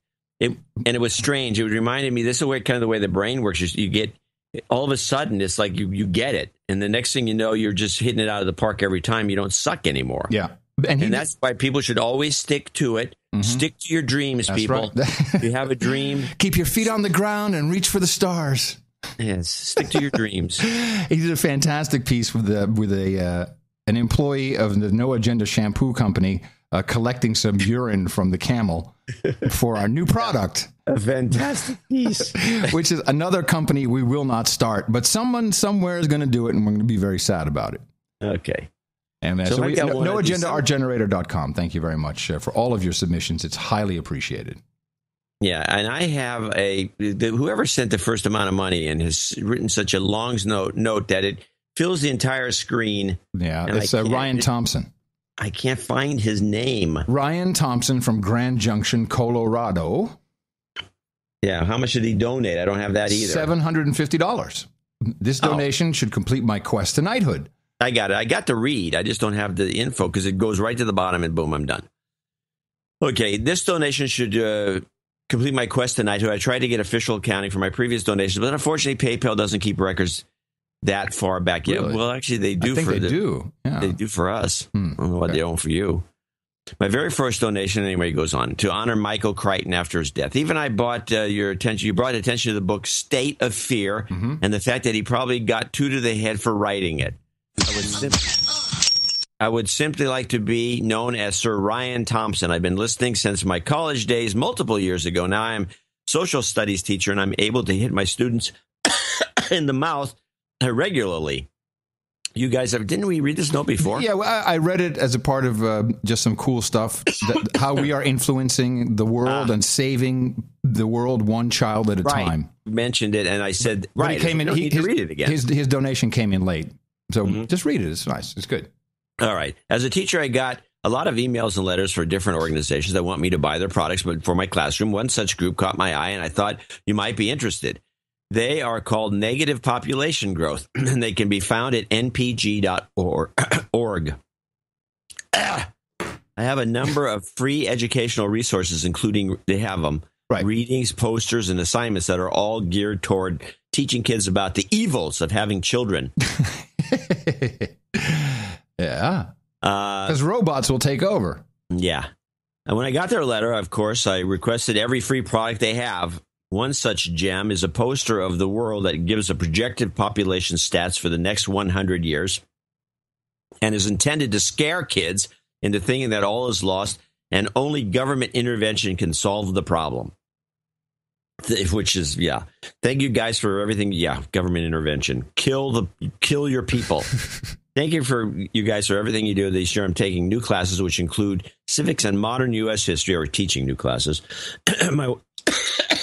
Johnny, are you okay? Take a lozenge or something. I'm going to have to take a lozenge. Baby, eat a Tic Tac. I've got dry larynx. Oh. My wife and I are currently in the process of moving to a new town here in Colorado where we will both be starting new teaching jobs this fall. Could I get some general home buying, home selling, new job karma? Also, if it's not too much trouble, I would like to hear my favorite jingle of all time, to the gate, to the gate, to the climate gate. So he also wants jobs karma. Okay. Yeah, we can do all that for you. And thank you very much. And I look forward to the ceremony when we bring you into the round table of the Knights and Dames later on. To the gate, to the gate, to the climate gate. Jobs, jobs, jobs, and jobs. Let's vote for jobs. You've got karma. That is a nice sequence. We've never played that sequence. I like that. No, that's a good one. Very nice. Mario Selvagna, I think, in Little Britain, Ontario, Canada, 33333. Happy 40th for him. It's a long way down the other side of that hill. Love your family and friends. Thank you. Love you Very too. Very straightforward message. Anonymous, $330. To give some time to think, here's a heads up. Please each pick a jingle of your liking. Okay, I'll pick one as soon as I'm done reading the note. Okay. Great show. I need some general karma since we have a new resource due in the next few weeks. And a family member, and we have a family member with cancer. It would be great if he can fight it long enough to meet his second great grandchild next year. He lives in Germany, Deutschland, and he doesn't see Now, we don't see ourselves traveling again to Germany with 2 little ones until then. By the way, it's very easy to travel. The little ones are easier to travel with when they get to be 3. Yeah, you got to put a leash on them. Yep. Although our first baby got us in the pre-check line 3 out of 4 times, we have flown with him. Book blog suggestion based on recent discussion on fudging the global. What? What is your problem? I can't. There's no period here after him, and so I'm reading it as a one sentence, and it doesn't make sense. You're doing an Amy Goodman.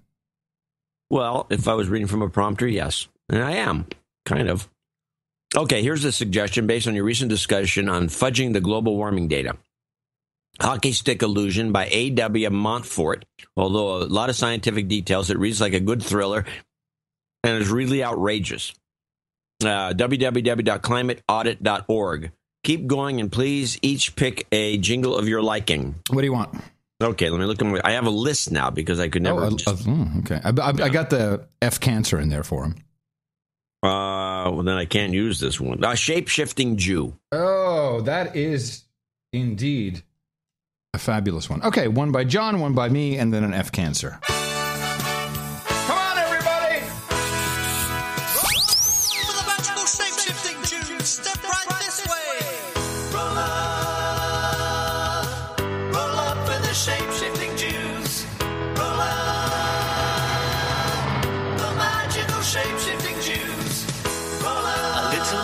demonstration. The magical shape-shifting Jews. It's such an aggravation. The magical shape-shifting Jews. The magical shape-shifting Boom shakalaka. Boom shakalaka. You've got karma. Nice. All right, on to associate executive producers, beginning with Jean-Claude Schmid, which I just think is a great name. Mm-hmm. Here's Detective Jean-Claude Schmid. Yes. 23456 from Costa Mesa, California. Hello, Crackpot Buzzkill. Please accept my donation at 23456. You deserve so much more. But this is what I can donate right now. It also completes my first knighthood. Henceforth, I would like to be known as Sir J.C. the Schmid. Nice. Knight of the Time Warner Cables. Knight of the Time Warner. Oh, yes, I've met him. I know exactly who this is. Oh, you know who he is. Mm-hmm. Please de-douche me. I can also get a Don't Eat Me, Hillary, Lizzie, Shut Up, Slave, Little Girl, Yay. Thanks, and keep up the great work. Hold on a second. He wants Don't Eat Me. Don't Eat Me, Shut Up, Slave. And then Little Girl, Yay. Yes. Okay, hold on a second. And here we go. Where's the Shut Up, Slave? Don't eat me, Hillary Clinton. Shut up, slave. Yay! You've got karma. Not bad. By the way, I cracked up. You know, I must have 50 emails in my inbox saying, please post the NA Funnies 2-hour extravaganza. People really want to hear this. And I was listening to it. And at a certain point, we're talking about doing No Agenda Kids. Do you remember that? Yeah, that was recently. Yeah. But do you remember what you said? No, I can't imagine. Well, it was so good. It was like, hey, kids, do you know your teacher's a whore? I mean, sure. Yeah, I remember that. So we're not going to post that, right? We're keeping that. We are keeping that from. It's going to be a from whole show. No, we're not posting it. We're going to run it. When? Before the end of the year. I said. All right, good. Well, you're in charge of reruns, so. Down to Ashton Banta in Springfield, Missouri. $200.33. The donations from my boyfriend. Ashton is a girl. Bo Brown. There's another good name. Yeah. Bo Brown. Running for governor. Hey, everybody. Who is undoubtedly the best guy in the world. Aww. We want to donate more, but we do what we can afford. He is your guy named Ben, and I am a social worker. Also, John, you have talked about being annoyed with cyclists in the past. Bo is an avid cyclist. He regularly discusses and practices proper cycling etiquette, safety rules, etc. He's been rigorously training for RAGBRA, a bicycle race across the state of Iowa. And No Agenda is his listening preference during these rides. Go nice. Team HJ. Nice. Anyway, I wanted you to know that cyclists who obey the rules are also extremely annoyed by cyclists who disobey the rules. Thank you for the job, Karma, and fuck cancer from last year. Bo's mom is a cancer-free. Nice. There you go. Work for her. Mm-hmm. And we all have solid jobs. Can we have a fuck cancer for Bo's mom? Jeez. Mm-hmm. You've got karma and for all the No Agenda listeners and an amen fist bump. And you're on the birthday list. Absolutely. Amen. Fist bump. You've got karma. It works, apparently. Are both Bo and Aston both on the I can check. Ashton, by the way. Ashton, not Aston. Ashton. I'll double Are they check. both on the list? I'm going to check. I have to do the left-handed mouse thing. Right, John S. Christek in Berkeley, California, waving out the window. Baltimore, John of North Berkeley here. More jobs, Karma, please. I screwed the pooch last week and call it work, Karma. And please sit... okay. Please, is what he says. I'm just quoting. Please shit on my brain with a little bit of Reverend L. Sharpton. Okay. I was looking. They're both on the list. Yeah, good. That's the good news. Any particular Sharpton? Well, you know, my favorite. I mean, of course, we found there's a couple new ones on that show that the guy put together. Yeah, what's your favorite? My favorite is still the Much. Oh, Resist We Much? Yeah. Okay. Anything else? Is that it? Just the Resist We Much a bit? Well, that's my all-time favorite. No, I mean for the request here. Yeah, just wants one, and then the karma. But resist, we must, and we will much. About that, be committed. You've got karma.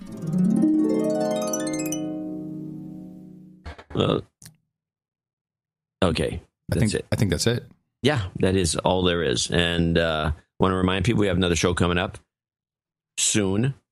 Sunday of Dvorak.org/NA will fill the bill and keep us going for another week. Yes, and for those of you who are new to the program, we run these credits like Hollywood, where executive producers are people who finance it. Associate executive producers are the people who finance it and are lackeys of the executive producers or friends. And you get all kinds of benefits in Hollywood. Here, we read your note and we thank you. And of course, you know that you are helping yourself and humanity in general. But the credits are real. You can use them anywhere credits are accepted, including your LinkedIn account. Dvorak.org/NA. And of course, we need all the help we can get going out there into the wide universe and propagating our formula. Our formula is this. We go out, we hit people in the mouth.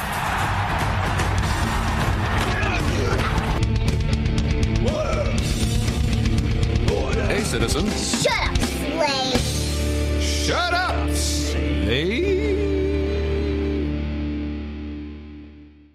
All right. Where do you want to go? You sent out a newsletter with a couple of teases. Well, we already did the Pope. Mm-hmm. Did the Pope. And what was the other one? Oh, the other one is the crazy white woman being a black woman. Oh, yeah. I got some stuff on this. Me too. Oh, okay. Well, because I have a different conclusion than you, I bet. I'll tell you what I wanted the conclusion to be. Okay. Because I saw this come in on the newsletter, and I was like, oh, man, Dvorak's got some kind of theory. He's got an idea. What could it be? What I hoped it was is that the hack of the Office of Personnel and Management had exposed this woman as a spy who had infiltrated the NAACP, and they decided to throw it on to full-on crazy in order to obfuscate the fact that she was clearly spying on the NAACP. And I reached this conclusion after I heard, because there's a couple of videos of her doing stuff in the past. She shows up in Baltimore after the, not Baltimore, and was it Baltimore or Ferguson?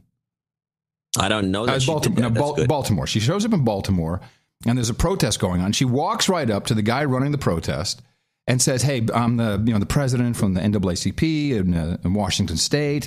Do you mind if I address the crowd for a moment?" And when you hear this, I mean, this woman is good. So I don't know everyone here, but I am from the other Washington. I just flew in this morning from Spokane, Washington. I'm representing the Alaska, Oregon, Washington NAACP. I'm the president of the Spokane NAACP in Washington State. And this is a situation that's affecting us over in that state as well. So I wanted to join with you in support today. We just marched in Pasco, Washington, where a youth had, a rock a little bigger than this and was shot and killed in the street. Antonio Zambrano Montes. Yes. And we are supporting his mother. The cops have been on paid vacation for 3 months. And 4 people were arrested the last time we marched. They won't let us march in the street. 2 people were arrested this month when we marched. They just had their trial yesterday.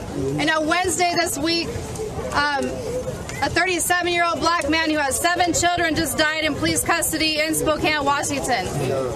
And this is something that is affecting us nationwide, and if there is no justice, there will be no peace. Absolutely. Absolutely. No justice. No peace. No racist. Police. No justice. No peace. No racist. Police. She's good. No justice. No peace. She is good. And I conclude from this, she's an agent of change. Yeah. Has to be. Yeah. I don't see any of it this way. Well, hold on. I want to play one more backgrounder, historical clip. It's just funny. This is her on a radio interview, and she's disgusted. She's disgusted by Well, you listen. Exodus or the new Exodus. It's Christian Bale. He looks like he'd fit right in. Right, another Charlton Heston. Mm-hmm. Yeah. So yeah. Well, and that's actually again something that's connected to curriculum. So a lot of people might go to that film. Hopefully, nobody goes to that film. We need to boycott that film from my perspective because it's miseducation, it's misrepresentation, What film? And it's highly. But she's talking about her issue here is white actors playing roles of black people. Offensive to the people that actually, were living during that time, and also to people today. It's robbing and shredding ancestry and history. So, but if people go to that without knowing, and again, just with the typical public education system, then you're going to probably think that that's how it happened because, yes, Greece did invade Egypt at some point, so it must have been during that time, right? And all of the darker skinned people must be villains. That's pretty natural. I mean, we accept that under the white supremacy tradition, and the lighter skinned folks rule in our upper class, and it's just it's really disturbing that this is still something. Perpetrated. That's right. Perpetrated. We're perpetrating the false narrative of white people playing black people in movies. This is good. That is. I could almost give you a clip of the day. I don't know why I don't, but I'm not going to. But isn't it borderline clip of the day? It's definitely. Oh yes, it's borderline clip of the day. Oh, thank you. Totally. Clip of the day. Borderline clip of the day. Borderline clip of the day. We should have more than one of those a day. So as I'm still thinking, what could it be? And I came up with a couple of theories, and I'll run them by you and see if you like them. So there's the entire trans issue of trans, because of course these memes collided. We have the transgender Caitlyn Bruce Jenner. We have the trans racism. And the people living as being accepted. I identify as a black person. I identify. Yep. So I'm not quite sure who launched this or why or how, but of course you can also gear it towards the president. The president identifies as black. He could have easily identified as white. He has a white mother. So it is. I think it is melting the minds of complete liberals who really just want to love the whole world and everything and are unrealistic about it. And it could be used against the president. That's another thing it could do. But it's somewhere in that area, I believe. What is your conclusion? Well, I mean, if you're going to, I'm surprised you didn't bring up another possibility, which is this is a meta promotion for the new movie coming out, Black Like Me. Oh crap! I don't know how you missed that one. Well, I was looking at another promotion. We'll get to that later. I focused on the wrong promotion.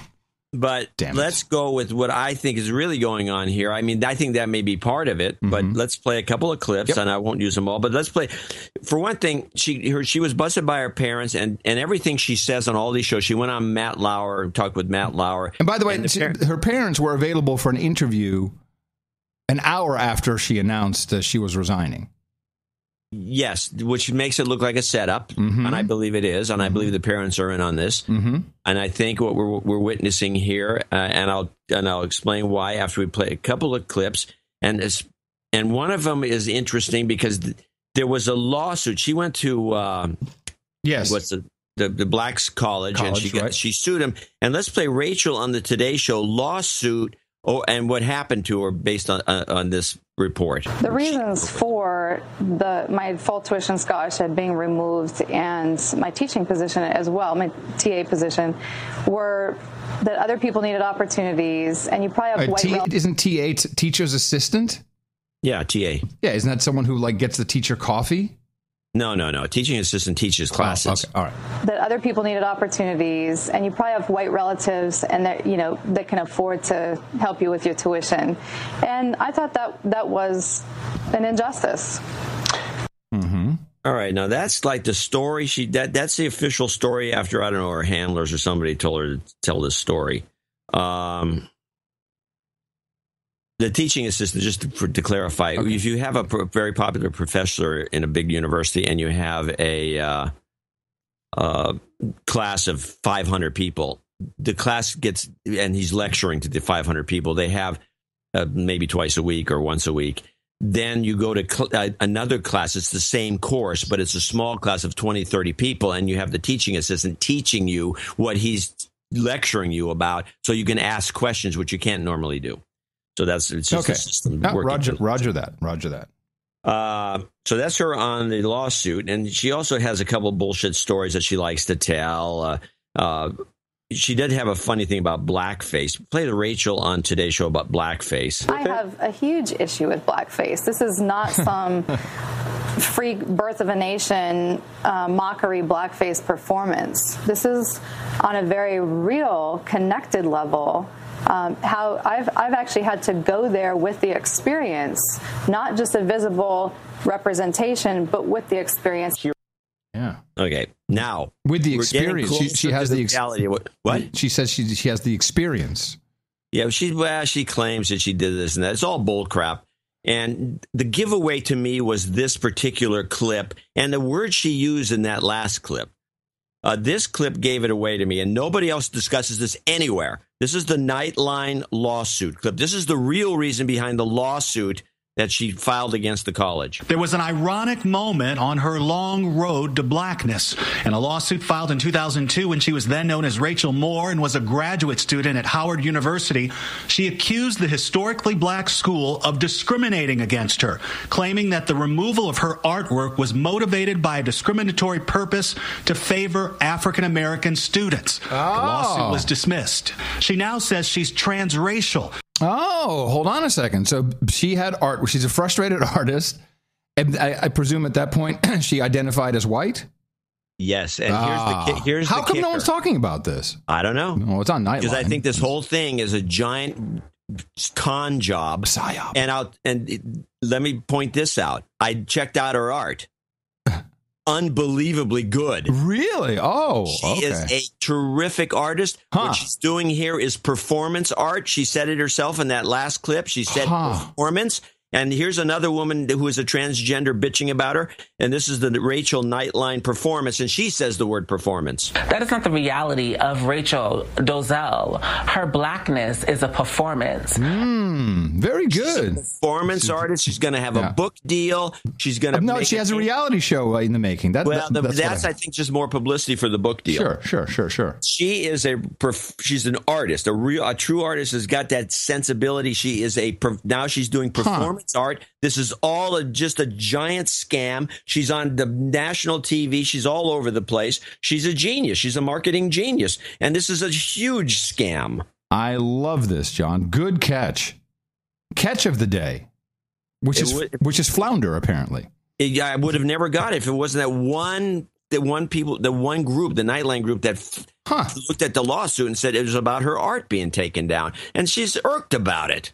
Still, it's interesting though, because it's performing so well that everyone has an opinion on it. It is the topic of the day. People's brains are frying over. I don't know how to do it, and of course, she had a whole giant segment about her on Democracy Now! It went on and on with one black guy, a professor at University of Connecticut. Who comments, he says, whatever, I don't understand why this is such a big deal. It's not like it's never happened before. Why is it getting so much attention? I did something else. I would like to play it anyway. I was looking, okay, what are black people saying on television? What are black citizens of the United States saying on television, and what are they saying in other forms of media? So, because regardless, or even though this is a giant PR stunt, I'm completely with you on this. And she's a performance artist, and she's doing a very good job, and she's loving it. And I think the reality show will be to promote the book, but there will be a reality show. She has an agent. The agent's saying we already have. The phone just hasn't stopped ringing, so all makes total sense. But something has been triggered by people, and really what I'm hearing is, Black Americans are different from white Americans. That has now been spread out across the board. Because you can have black face, you can be a performance artist, but you have no idea what it is to be black. So now we have to say, yes, there is a difference between black and Caucasian Americans. just a couple of quick clips. This is Michaela, who we know and we like, Michaela Pereira. Although ever since she got to CNN, she started, I think, sucking a bit. And she's moved by this. She's hurt, and she's not happy with this woman. What a fascinating conversation. I mean, that's not Michaela, by the way. That's the idiot lead-in. Mind-blowing and, of course, provocative stuff. Isn't it interesting, Chris, who's giving me the hairy eyeball, to live in a time when people... What is that? I've never heard this expression. The hairy eyeball? The hairy eyeball? What does that mean? The hairy eyeball. Stink guy, maybe. Who's giving me the hairy eyeball to live in a time when people are identifying themselves. I think of Bruce Jenner with transgendered issues, and now her with transracial issues, as she calls them. I think they're very different. But listen, they identify themselves as different than as we see them. That's an interesting proposition. This is the first time that we've heard her say that, because I don't know that to be true. I'd like to know more about that, because to a lot of people it's as though she's just appropriating a lifestyle, a culture, a racial identity. So there's your clashing of memes, and of course both of these memes are going to result in book deals and reality shows. That's really the disgusting part of it. Whether it's transgender, whether it's trans racism, whether it's transhumanism, it's all going to result in a reality show eventually, which everyone will love. This is a columnist, syndicated columnist, Earl Ofari Hutchinson. Don't know if you know who he is. No, I don't know. He's rather eloquent, and actually, I'm going to skip him. Screw that. So I went to Black History TV. Now, Black History TV is not a television channel. It is a YouTube channel. And the host, and it's very amateuristic, but it's real. Sorry? That's just the word amateuristic. Is that not a good word? I think it's valid. Or should I say amateur? Amateurish. Amateurish. Right. Okay. But I like amateuristic. I like it. It's just funny. That's the way you would say it in Dutch. No, amateur. I don't know. I'm a disc jockey. And so it's amateurish. They've got a single shot, and the guy's asking bypassers in Jamaica, Queens, what they think of this story. And I wanted to play some of that because this is how Black Americans, and I don't think you can get much more down and out Black American than in Jamaica, Queens. I mean, this is by the way, Jamaica, Queens is beautiful. You should go there sometime. It's great. You got great little places to shop. And you meet people who have very outspoken opinions. Well, she definitely misappropriated herself. And, it's just kind of symptomatic of the erasing of Black people in America. She actually put on brown face and texturized her hair. And orange is the new black. Yeah, I like that. Orange is the new black because she had the spray tan. There's lots of good memes coming out of this. Orange is the new black. You'll see this popping up more and more. And pretended to be a Black woman, teaching Africana studies, and then becoming the president of one of our oldest civil rights institutions. So it's very telling, and it's symptomatic of things that are going on across the culture, where Black people's culture is being taken. Everything about the essence of Black people, the way we talk, the way we walk down the street, the way we smoke a cigarette, the way we make love, the things that we say in the most intimate settings, is all being jacked. Oh, she's jacked. The epitome of a culture vulture. Nice. And what she saw that she couldn't culture vulture, John. Culture vulture. This is getting good. Do in the white world, which is to rise of some position of authority, of prominence, of respect. She said, if I can't make it in the white world, I can I'll ride this black game out till I can ride those wheels off. And she did it. She was very effective, very cunning, very crafty. And I think she's from like Iowa or North Dakota, but has game for days. For days. Yeah, all great memes. So, Jack and everything. And I agree. I mean, listen to the radio.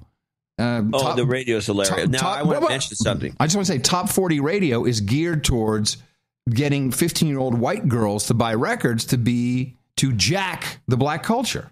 Well, I mean, you can take it back to rock and roll. Of course. I mean, they've always been accusing the white. In other words, you develop.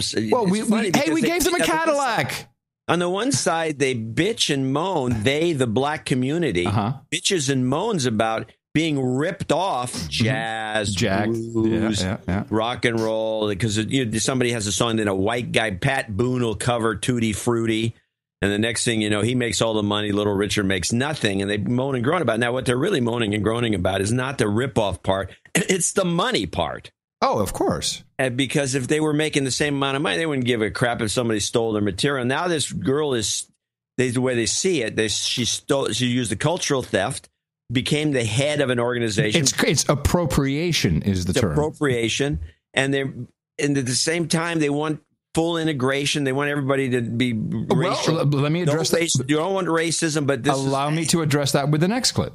Okay. So the questioning turned to, hold on. Yeah. Wait. Before you go to the next clip, I do want to mention something I learned only from these clips. And that last girl said it too.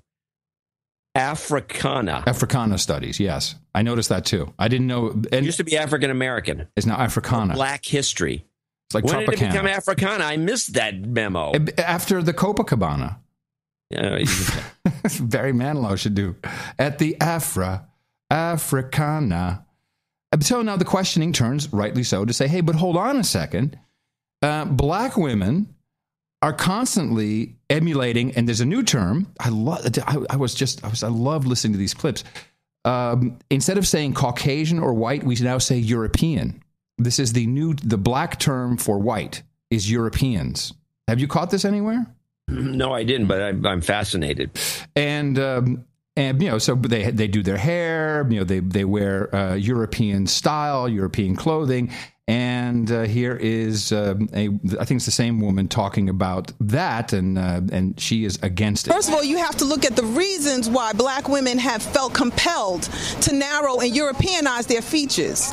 Why we don't feel completely comfortable and self-accepting in our own bodies.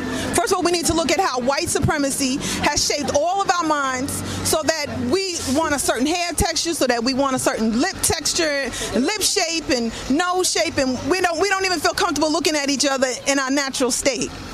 So that's to start.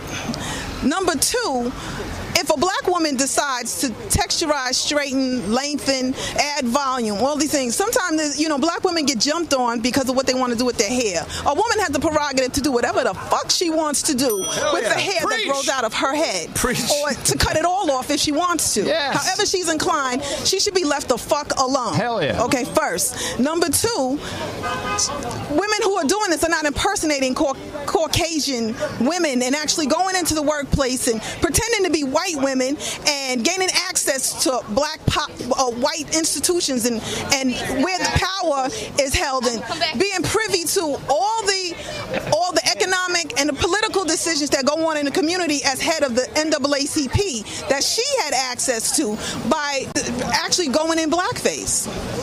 A black person can never do that, and we can't go into white spaces. White spaces. White spaces. Period. You can access a white person because they put you on, but the rest of the community is not putting you on. They have to do a whole lot to bring you in. And she walked in the front door and held court. So our people, when we get into bashing each other, when we should be bashing her, yes. We shouldn't be turning to each other and saying, well, you do this and you do that. No, shut up, deal with her. Now. Killer. Yeah. Killer. Bomber. I'm not going to play it. Now comes, I only have two more. Now comes a guy and he starts off, but I'm listening. What is he saying? And all of a sudden I'm like, oh my God, if I die before you do, hire this guy to replace me. He is the black no agenda guy. Over the internet. What are your feelings about? What's your view on that? Well, shout outs to her for being us. Hold on a second. What happened here? Crap. I didn't edit it properly. Sorry. Hold on, let me find it. I don't know. I salute. Now, dealing with the... yeah, hold on. I'm so sorry about that. Media right now, dealing with the European out of Spokane, Washington, who was posing as a sister. Notice he says she's a European out of Spokane, Washington. This is really interesting. For 10 years, to the point where she's the president of African Studies in a college and also of the NAACP chapter in Spokane. So I want to know from you, was she not violating Was everything, was she in her proper persona? I'm so sorry. I should have clipped all of this off. I don't know what happened. Appropriation. He's coming. I mean, I feel like she was a culture vulture, cultural appropriation, stealing from our culture as they usually do. But, in my personal opinion is, why do we care?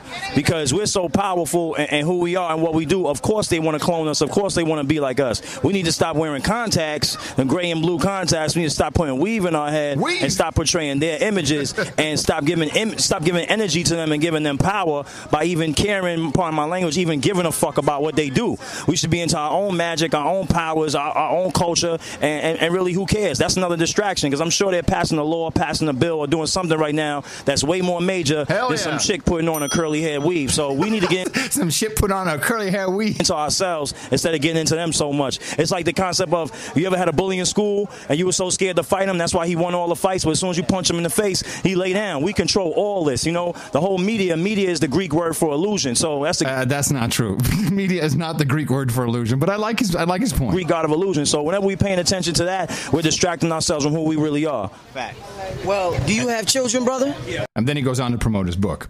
And then finally, we have the best woman, the best response. Short, sweet, and right on, sister. Well, it was unfair, but she just wanted to see how we live. How you can be mad at a woman that want to see how we live, the better part? Come on now. You can't be mad at her. She just want to know how the better part live. And the better part live good. Good, yeah. Oh, God. I love that. Well, now that you mention it, this European thing is very disturbing. Yeah. Yeah. Well, we have culture vulture, appropriating culture, which you're right means stealing the money, and instead of saying, well, it goes back and forth, but the European thing is really being moved in there. That's That's very interesting. More divisiveness. This is all about divisiveness, which she'll address in her book. Yeah. Yes. I can assure you, because she's going to find that this is just proof. She's irked about having her art taken down, and I would be too if I was the talent that she is. I'm going to have to look at this art. Yeah, that's a good catch. She's irked about that. So what does she do? She decides to become black to get back somehow? I don't know. This doesn't make a lot of sense. All the performance art pieces, just call it performance art. Performance art is what it is, and people can take it or leave it. But there's nothing but this just pulls the divisiveness out.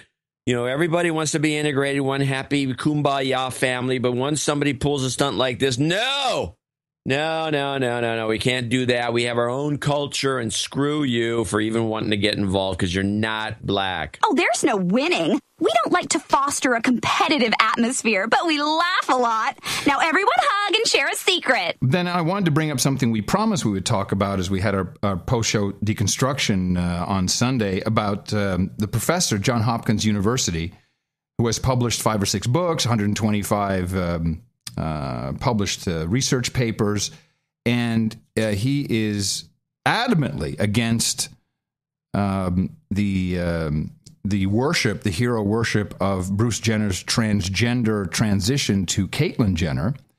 And if you just read kind of how he wrote a Wall Street Journal article, and if you read the comments around of people who have clearly not read the Wall Street Journal article, which of course is behind a paywall, so that's why they can't read it.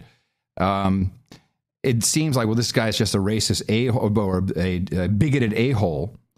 But his point is this is very dangerous with children because we now have doctors. You have this whole, let the kid be. And of course, this is Angelina Jolie propagating this, as she does with many memes. She's totally an agent of change.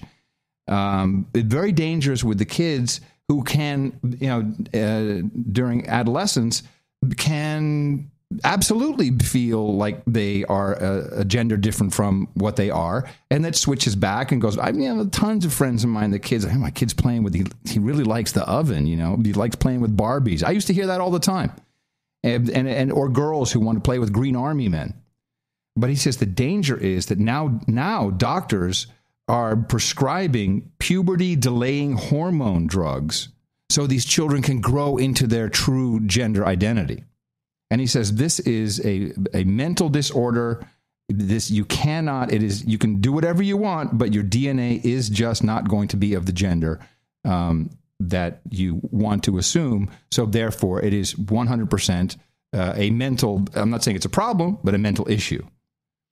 And it's very dangerous when doctors are prescribing these puberty-delaying hormone drugs to these children. Why are they prescribing them in the first place? What are the parents doing? They're dragging the kid to the doctor, complaining or something. Oh, what am I going to do? Can you give him a drug? I think these parents are more responsible for all this doping up the kids. Oh, to bring him in, dope him up. The school says he's acting too much like a girl. What are we going to do? This is, well, besides homeschooling as a solution to a lot of this stuff. Yeah. Why are the parents putting up with this? But they are. No, the parents are encouraging it because they're being told to encourage this. They're being told to. Ask your doctor. Yeah. Ask your doctor if hormones are right for you. I'm sorry, John. Do you not trust the science? Ask your doctor. Trust the science. Anyway, I don't like any of these trends. No, I don't like Europe calling whites.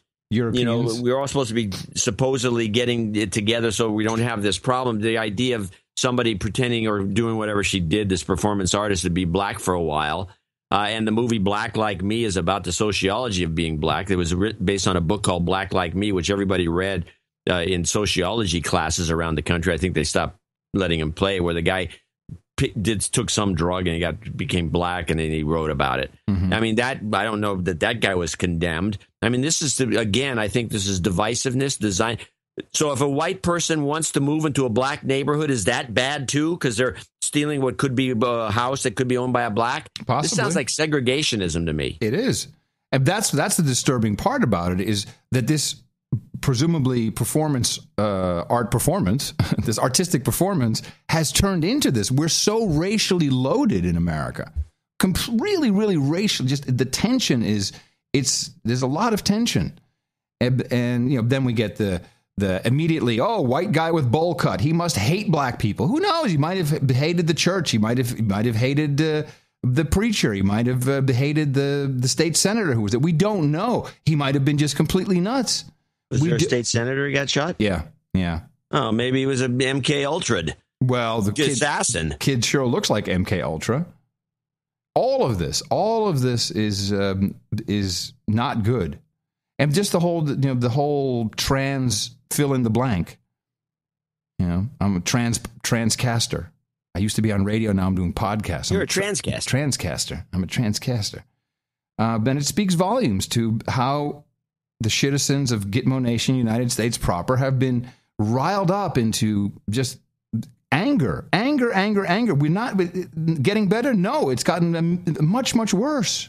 All right, but here's my PR find, and we'll listen to this report. Kid got attacked by two people got attacked by sharks in North Carolina, and now if your arm is chewed off or you lose your arm in some traumatic way, there's, I think, a lot of recovery time. You certainly wouldn't be doing press reports or anything a couple days after that, I don't think. What do you think? Well, I have no idea. You think this is a scam? Oh, hell yeah. One of the victims of that brutal pair of shark attacks off the coast of North Carolina speaking out for the first time from his hospital bed. 16-year-old Hunter Treschel recounting that traumatic shark encounter that cost him his arm. I was just in about waist-deep water, I would say, playing with my cousin, like I said. Now, this is a guy whose arm was gnawed off by a shark. He's in his hospital bed. He's just looking all chipper. And I felt this kind of hit on my left leg. Like, it felt like like normal, like there's a big fish coming near you or something. Big fish. That was the first I saw it, was when it was biting up my left arm. The teen from Colorado was swimming in the waters off Oak Island when the shark attacked. I didn't see it coming. Like I said, I felt it on my leg. And then I saw it once it had attacked my arm. This happening a mere 90 minutes after another shark attack unfolded on the same beach, less than 2 miles away, where 13-year-old Kirsten Yao had her left arm torn off by a shark. Bystanders leaping into action to prevent the victims from bleeding to death. Whenever you hear the 9/11 call, it must have really happened. The kid just got his arm bit off. Okay, are you with the person now? my husband is. He's got it wrapped up in a towel as tight as he can. Just 2 days after that life-changing attack, Hunter vows to remain positive. I have kind of two options. I can try to live my life the way I was and make an effort to do that even though I don't have an arm, or I can kind of just let this be completely debilitating and bring my life down and ruin it in a way. Out of those two, there's really only one that I would actually choose to, and that's to try to fight and live a normal life with the cards I've been dealt. The kid is a total hero. He's so positive. Right after this, he's still in his hospital bed. He's not like, hey, man, it hurts. I got phantom pain. I'm freaking out. My head is, I'm crazy about, no. I'm going to live the life I live. No, this is an actor. This is an amputee. This kid, there was no shark attack. No, it's PR. Hey, it's Andy Casagrande back counting down my top 5 moments of Shark Week. Yeah, baby. It's Shark Week, John. I think you missed the bigger picture. Well, Sharknado 3 is also coming out. Jaws is being re-released to massive audiences. Same old movie. They've digitally remastered it, I guess. Perfect. And they're bringing it out. And that's shortly, right in time for this. Shark Week, I think, is part of it. But I think you're right. I think they co-opted. They co-opted Shark Week. They co-opted Sharknado, coming out on July 22nd. And it's all a big. Is it the same studio? Sharknado. Spielberg. It's all Spielberg. This is a big movie. This is whatever it is. It's not a true story. I think it's Jaws. Well, talking about not a true story. Oh, sorry. You can play that right after this. Yeah. I'm now beginning to believe the escapees, because people keep pointing at the size. I am right there with you. And the hole is like perfectly cut by a welding torch. Or a cutting torch. That's a cutting torch. Yeah, it was not a power tool. That's not a power tool. You don't do that with a power tool. If you look at it carefully, that's a cutting torch. You can tell what the cut looks like, and that's what that was. And it stinks. If you use a cutting tool in your cell, the whole prison's going to smell of burnt metal, which has a distinct odor and stinks. I don't think these guys, again, I'm trying to do some facial recognition stuff with these two guys, but they also may be actors. Oh, I saw. They're going to get picked up eventually. No, I saw a report, and they had the mugshots of them with their height in the background. You know, the what do you call it? Yeah, they're too big to go in a pipe. Well, not only that, but they were supposed to be over 6 feet, and you see clearly in the mugshot that they're 5'9". So no, I agree. But this is part of the harem scarum thing that's going on to keep the public on its pins and needles over terrorism. And oh my God. And the reports that came out of that little town where that prison was, it was a bunch of blowhards. I got my gun with me. We're got a lookout going on. And the guy has like a open carry going on, and he's talking about he's going to protect the women folk. Now, it's just horrible. It's so interesting to see, people in the chat room like, oh, they're off the rails. They don't know what they're talking about. Oh, yeah, fine. Go ahead. Believe it. Believe it, Chucktown K. Go ahead. Believe it. Sure. Yeah. There's also an element to this of you need to once in a while let someone escape so people inside don't go crazy. Prison population overcrowded. Yeah, it's mayhem inside. Prisoners getting killed just by guards, by each other. No, you have to have some kind of hope that you can actually escape. But okay, fine. Go back to sleep, Chucktown. I'm going to show my support by donating to No Agenda. Imagine all the people who could do that. Oh yeah, that'd be fab. Yeah, on No Agenda. In the morning. Baffles me that people think it's beyond belief what is happening. Yeah, okay. It's not possible. Can't be true. It's a cutting torch. It's a cutting torch. They keep dropping the ball. I mean, these guys who set these things up, they make all these errors. And why they should have caught the guys immediately, too. The whole thing is bull crap. John Dunn, Arvada, Colorado, 12345. These are people who we want to thank for giving us less than the executive producer's amounts, but I want to thank them profusely anyway. Patrick Sullivan included in Sturgeon County, Alberta, Canada, 12345. After your last show, especially the part about camel urine, my wife said, they are hilarious. It's about time you send them more money. So nice. Here it is. Yeah, thank you. Ben Warden in Downs, Illinois, 12333. Thomas Gaskin, $100 flat. Nicola Govaya Tate. What do you think?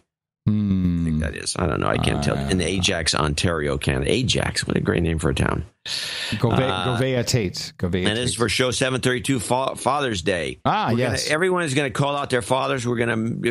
Wait a minute. This is the only Father's Day donation we got? No, the Father's Day donation is an open donation. Oh, I'm sorry. Okay. And so it's any amount. So it could be all kinds of things. So what I'm going to do is I'm going to collect the names off the spreadsheet. There'll be somebody, maybe if you donate $45 and you want to mention your father, we'll mention him. So it's an open donation. And they're just going to read off Dad's names on Father's Day, which is Sunday. So think about that. I like the idea of 7320. Anonymous in Island City, Oregon, 6969. Knighthood coming up and also a birthday. Anwanur Gilo, I believe, 6969. And this is in the name of D.H. Slammer, Baronet of Santa Barbara County. It's a Dame Bang Bang. Must be. Yeah, it says that. Love Dame Bang Bang and the Human Resources. Thank you very much. Sir Rick in Arlington, Washington, 6933. And by the way, this is a check that comes in, not a bank check, not a personal check. And across you can leave a memo on there, and he puts his Sir Rick at the top, so he gets credited with his knighthood status. And here's Sir D.H. Slammer coming in with 6343. He's been behind in his micro show club donations, interestingly adding micro show donations for each show, starting with 7.23 and ending with 7.31 equals 6543. Not a random number. I don't know what that means. Craig Dashnow in Ascot Vale, Australia. And this is a classic old age donation, which we asked for some time back. He must be 63. Kurt Wiseman in Zionsville, Indiana, 5678. Another birthday boy, or somebody's got a birthday. Sam Havholm in Endicott, New York, 5555. And he has an interesting thing to say. He wants to call it double nickels on double nickels.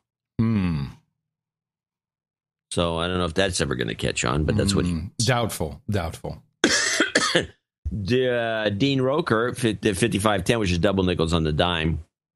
Anonymous double nickels on the dime from Denver. Frederick Leaders in Ontario, Oregon. Really? 5510. Luke Rayner in London, UK, 5123. And these are following ones. We ran out of steam here, apparently, at this donation segment. The following are all $50 donors. Andrew Haverson in Gravenhurst, Ontario. Michael Gates in Colorado Springs, Colorado. Joel DeRuin in Savannah, Georgia. Matthew Mongan. Yeah, Mongan, right. In Baltimore, Maryland. Rudkin Paul, or Paul Rudkin, which makes more sense to me. He's in China, and I came in backwards, I guess, because it's Chinese name, in Shanghai. Rosalind Furness in Turnbridge Wells, Kent, UK.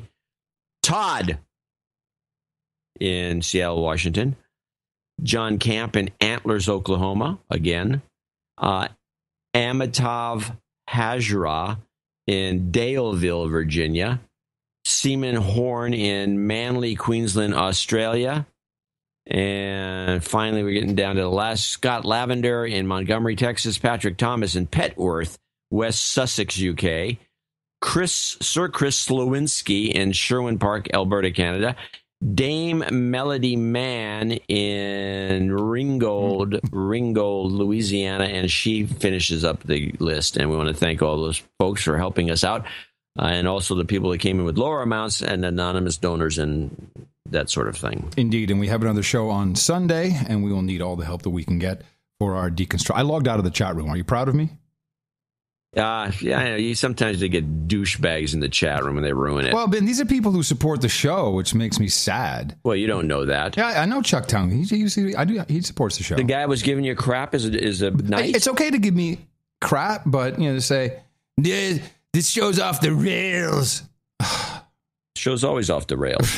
That's what we do best. Exactly. Wouldn't you enjoy that? Dvorak.org/NA.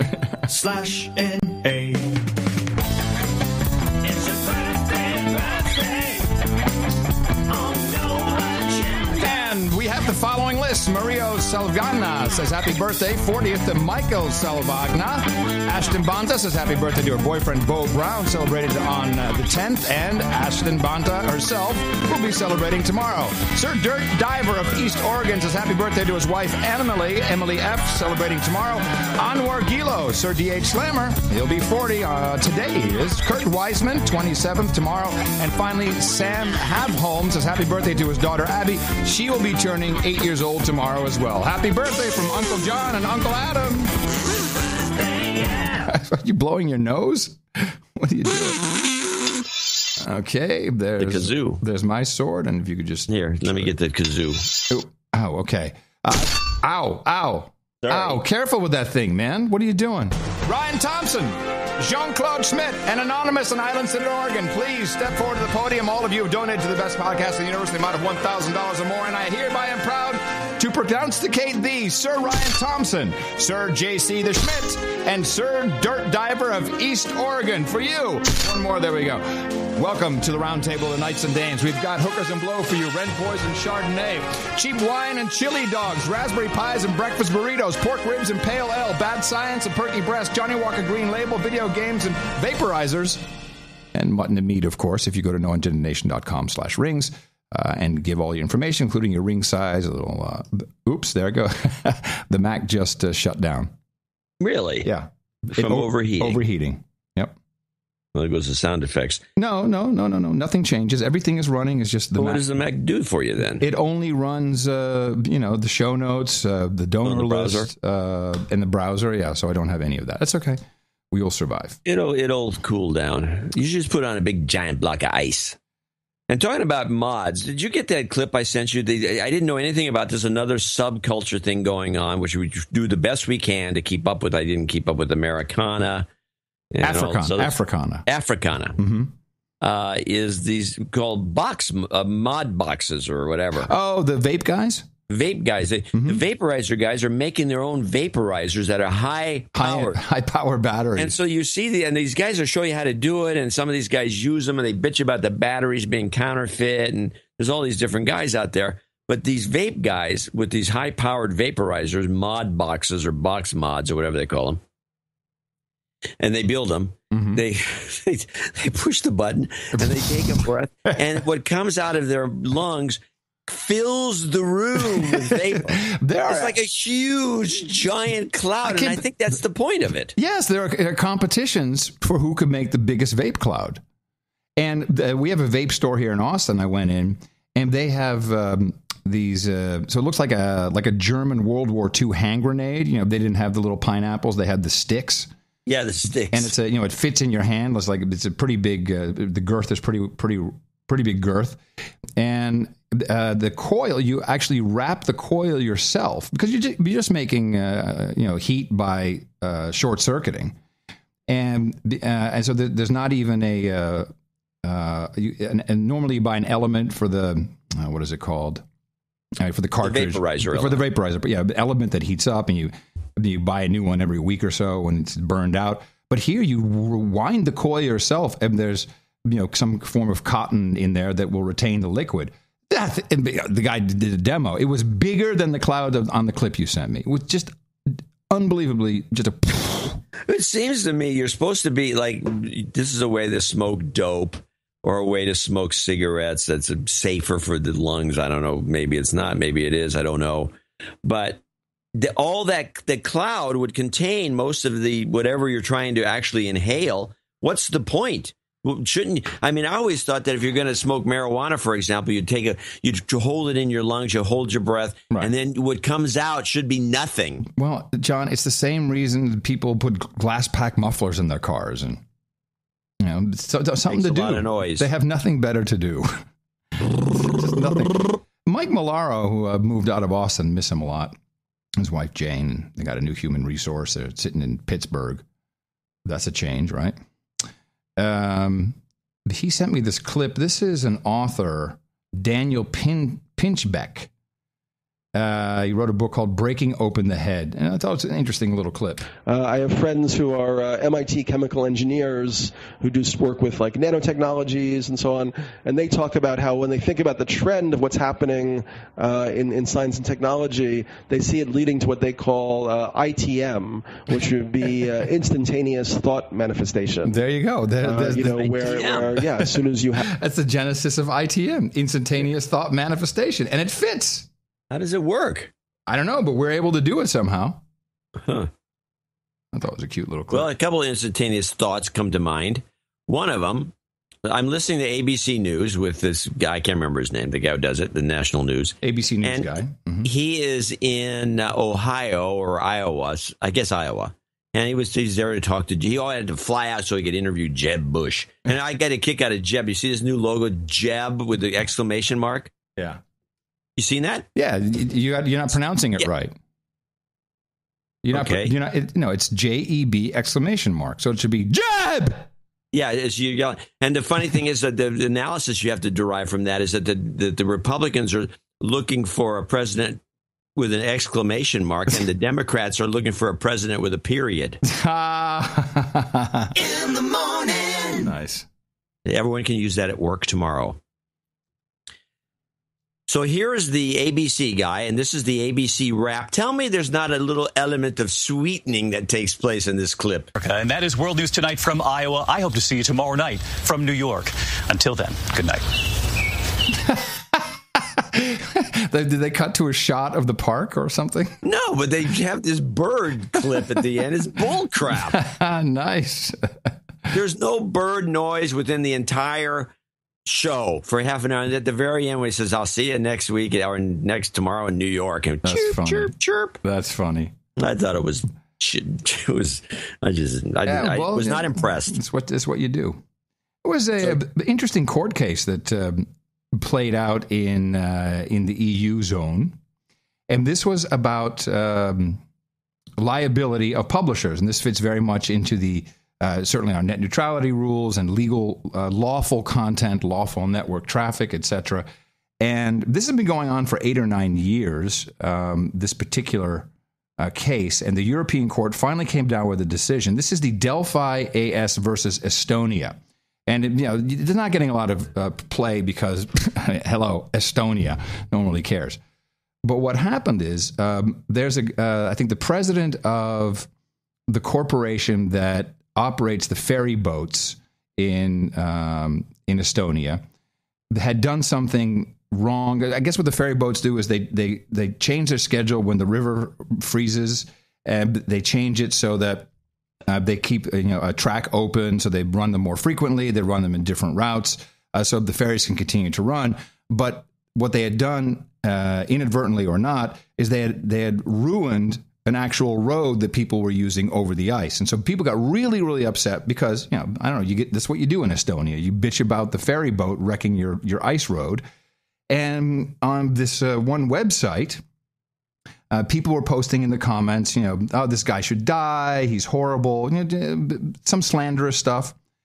And the guy sued the operator, the owner, the corporation of the website.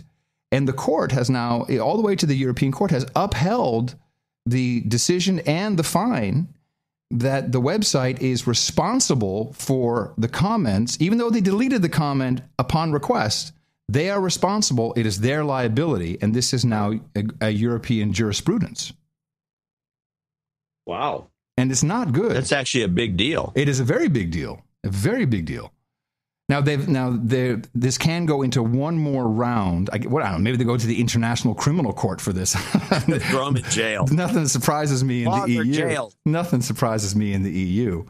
But I think that's a really big deal. That that anonymous comments are the liability of the person maintaining the server and running the so-called service. Even if you remove them after a request by the person who felt slandered or whatever he felt. I actually think there's some validity to the idea because you are a publisher. Mm-hmm. And it is seen as publishing. It is, and it should be, seen as a newspaper. So if you run a blog, you should be considered a journalist. If you feel like you're one and you want to be one, you are one. Is the way I see it. Mm-hmm. I think that's valid. But if that's the case, then everything that goes on that blog is being published by you, and you're responsible for it. So I don't see. I think it's a big deal that this happened, even though what it takes away is people are going to be second guessing comments, or they're going to have to. You could probably do a terms of service thing that would kind of negate it a little bit. I think that would be useful. I think you'd have a disclaimer at the beginning. It would be useful because it could be automated, or you could have the. Here's the thing: this could have even been behind it. You could run all your comments through a third party, like Discuss, for example, or any one of those, and let them take the heat. Well, this is the direction it's going for sure. And, I don't think that we use Discuss on our show notes. I don't think that you can get away with it. I don't think you can say Discuss certainly they could be under the Digital Millennium Copyright Act. They can say, hold on a second, we're like a library. We don't know anything. This is not our problem. So when are you the publisher? When it just by the act of publishing? Just by the act. That needs to be discussed further in the courts. Then I have another question for you. This is another case, a copyright case by an artist named Richard Prince. Now, I'd not heard of him, and this could also be a hype just for his own stuff. But apparently, he is in the business of rephotographing under the Fair Use Clause, which has a rather vague specification of transformative work. And what he has done now is he has an expo in New York City in a gallery. Now, having a New York City gallery show your work, you're not a slouch. You're doing something right. Right. What he's doing is to make money from you. He's printing out people's Instagram photos, and he changes it or he adds, how on Instagram you have little comments underneath, but people think of your photo. He adds his own with like a little funny caption, almost like he had also, maybe he did add it to the Instagram comment section. And he is selling them. Reportedly, one sold the other day for $90,000, but the price tag seems to be around the $100,000 mark. And there was a court case.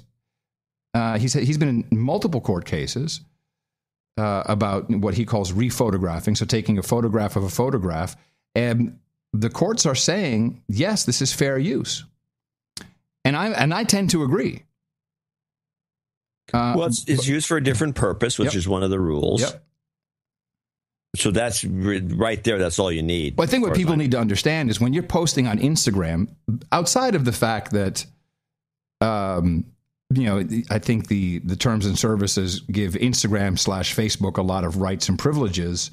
You're making a public statement, and therefore you are open to fair use of your so-called art. And people are freaking out about it because they don't understand how it works. Well, read more. Don't post on Instagram. There you go. Thank you. That's the ultimate lesson. This would be like a section of tech news. Do you have tech news? Do I need to? I do. I need to fire that bitch up? Okay, hold on. I guess you have to. It's so hard today. I keep typing on the wrong keyboard. Oh, I know. I'm sorry. Yeah, well, it looks like. Not only that, but I'm just screwing. That's okay. We just go on tech news. Okay. iPhone, schmyphone. There you go. Tech news, everybody. The man who said the mouse is. Well, anyway, the mouse is a doomed animal. Mine broke my whole computer.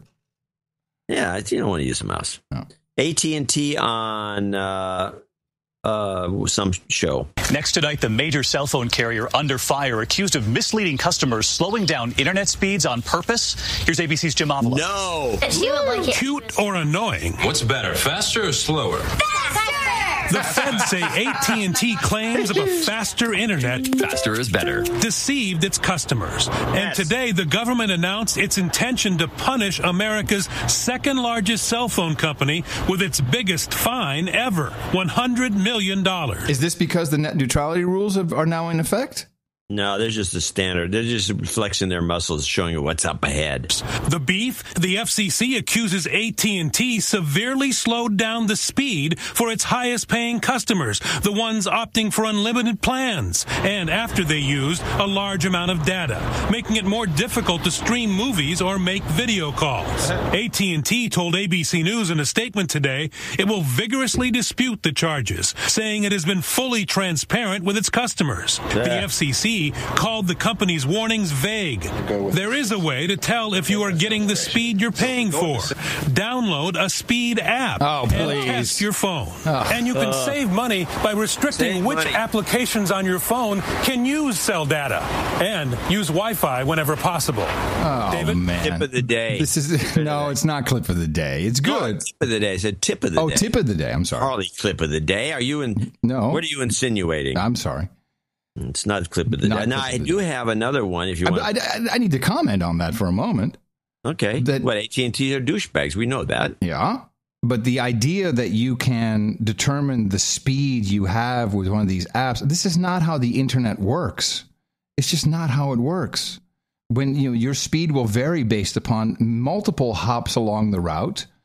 You can have in Austin now everyone's gigabit. AT&T has rolled out gigabit here. We have Google with gigabit. Time Warner's trying to get there. They're nowhere near it. But you're not going to get a gigabit of download speed all the time unless you're getting it directly from the AT&T server farm that you're connected to, which is exactly how it is supposed to work. That's what these peering arrangements, co-location arrangements are about. That's how the internet works. Even your local home network, if you have a gigabit Ethernet. Right. I don't. If anyone's using the network, you're never going to get to that speed. No. It's just like it's just like the total. That's like the amount that can go through the pipe, not what you're going to get. And it's not a speed. It's a volume. That's another thing that's misrepresented. Different. Well, I got the cybersecurity apps tech news, which is like dumb. Cybersecurity researchers in Germany are sounding a new alarm over thousands of popular mobile software applications or apps. They said today the way most apps store data could make it easy for hackers to find passwords, physical addresses, and other information. The German team says that so far there's no evidence that anyone has tried to exploit the weakness. Then why do the story? Well, allow me to bring us in some cyber tech news then, okay? Okay. This is, I watched the testimony on the Hill about the Office of Personnel Management, about the hack, which of course the Chinese did. We all know the Chinese did this. First we go to Josh Earnest, the funniest name in show business. Josh is going to talk about this, and he's waffling. He can't really tell you anything, but okay. We are concerned that this could, again, based on an early review of what's transpired, could potentially have affected more than 4 million federal employees. We've also been blunt about the fact that we know that the Office of Personnel Management maintains sensitive data and sensitive information about federal employees. Please remember this. Sensitive data. If you're maintaining sensitive data of any employee, government or not, and now it turns out many emails have been forwarded to me that, and this is not reported, the hack is much, much larger than previously thought, including former employees and contractors. Wouldn't you think that this is something that would need to be protected? Yeah, with encryption. It's, again, the precise scope of how much and what type of data has been exfiltrated is something that, again, continues to be for us. Exfiltrated. Investigated. There are certain elements of the investigation that we are reluctant to talk about publicly because the disclosure of some pieces of information could inhibit the ongoing investigation. Really? I think we certainly are being cautious in terms of what information we are communicating. Lying. But we've also been pretty direct about living up to our commitment to make sure that we're communicating directly with those that need to be notified about a potential breach of their sensitive data. And this is walking a fine line. I would acknowledge that as well. Walking the fine line between lying and bigger lying. Just lies. So, director of the Office of Personnel Management, her name is Catherine Archuleta. She is a long-term Obama insider. She's and also a State Department, worked for Hillary Clinton, so she's been around. Was being grilled by what's that? Chaffee? What's that guy? The angry guy, angry Republican. Chaffee's one of the angry guys. I think it's Chaffee. Chaffetz? Chaffetz. Chaffetz is the dark-haired guy, and Chaffee is a different guy. Anyway. It's one of them. He's grilling her, and it is beautiful to listen to how she will not answer, how she just goes back to her piece. Who's on the stand again? The director of Office and Personnel Management, where the hack occurred, Catherine Archuleta. And we're going to learn some details that are astounding. Why wasn't this information encrypted? The encryption is one of the many tools that systems can use. I'll look to my colleagues at DHS for their response. No, I want to know from you why the information wasn't encrypted. It's personal sensitive information. Birth dates, social security numbers, background information, addresses. Actually, it has more than that. It has... it has security clearance information. Yes, it has all of this stuff. Why wasn't it encrypted? Data information encryption is a valuable... yeah, it's valuable. Why wasn't it? And is an industry best practice. In fact, our cybersecurity framework promotes encryption as a key protection method. Why didn't Accordingly, OPM does utilize encryption. We didn't ask you to come read statements. I want to know why you didn't encrypt the information. An adversary possessing proper credentials can often decrypt data. Now, this is not how... Yeah, if you have the root certificate... But, she makes it sound like, well, if you have the password, then you can... So she's saying that encryption is useless. Yeah. It is not feasible to implement on networks that are too old. Oh. That's a lie. Of course it's not. Well, not entirely true. It's not in this piece, but a lot of their systems run COBOL, and they might not work with modern encryption tools, but you can still encrypt it. The limitations on encryptions is effective. Encryptions, like it's lice. On the encryptions, our effectiveness is why OPM is taking other steps, such as limiting administrators' accounts and requiring multi-factor authentication. Okay, well, that'll work. It didn't work. So you failed, okay? You failed utterly and totally. Yes. So the Inspector General... November 12, 2014, we recommend that the OPM director consider shutting down information systems that do not have current and valid authorization. This is something I didn't know. No. I didn't know the Inspector General said you're so crappy that you have to shut it down. And you chose not to. Why? I appreciate the report by the IG. We work very closely with IG. What a drone this woman is. Isn't that great? What a horrible bureaucrat. Well, he's going to lay into her in a minute here. With our IG and take very seriously. Okay, but he had a very serious recommendation to shut down the system. That's how bad it was. And you said no. I'd like to turn that over to my... No, I would like you to answer that question. You get to make the... It says, we recommend that the OPM director consider shutting it down. Your response was, the quote, the response back to the from the Office of Chief Information Officer, quote, the IT program managers will work with the ISSOs to ensure that OPM systems maintain current ATOs and that there are no interruptions to OPM's mission operations. Basically, you said no. The Inspector General was right. Your systems were vulnerable. The data was not encrypted. It could be compromised. They were right last year. They recommended it was so bad that you shut it down, and you didn't. And I want to know why. There are many responsibilities we have with our data. And to shut down the system, we need to consider all of the responsibilities we have with the use of our systems. So you made a conscious decision, knowing that it was vulnerable, that all these millions of records for federal employees was out there. The Inspector General pointed out the vulnerability, and you said, no, we're not making a change. As the director of OPM, I have to take into consideration all of the work that we must do. It was a decision that we would not, but continue to develop the system and making sure that we have the security within those systems. And did you do that? You didn't. You didn't, did you? That didn't happen, did it? The recommendation after... These people, this woman should be fired. Yeah. Fired. It's almost done. the recommendation to close down our systems came after the adversaries were already in our network. When did they get in? When did they get in network? Of our security systems that we were able to detect this intrusion. When did they get into the system? We detected the intrusion in April of 2015. So, but how did you know in November of 2014 that they were already? You didn't know if they were in there, did you? No, we did not. We did not have the systems in.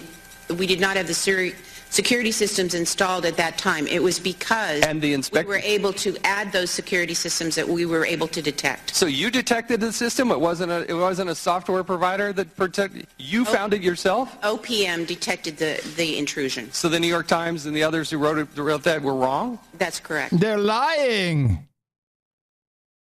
What happened is a consultant had noticed that there were people with root access logged in from China and Australia.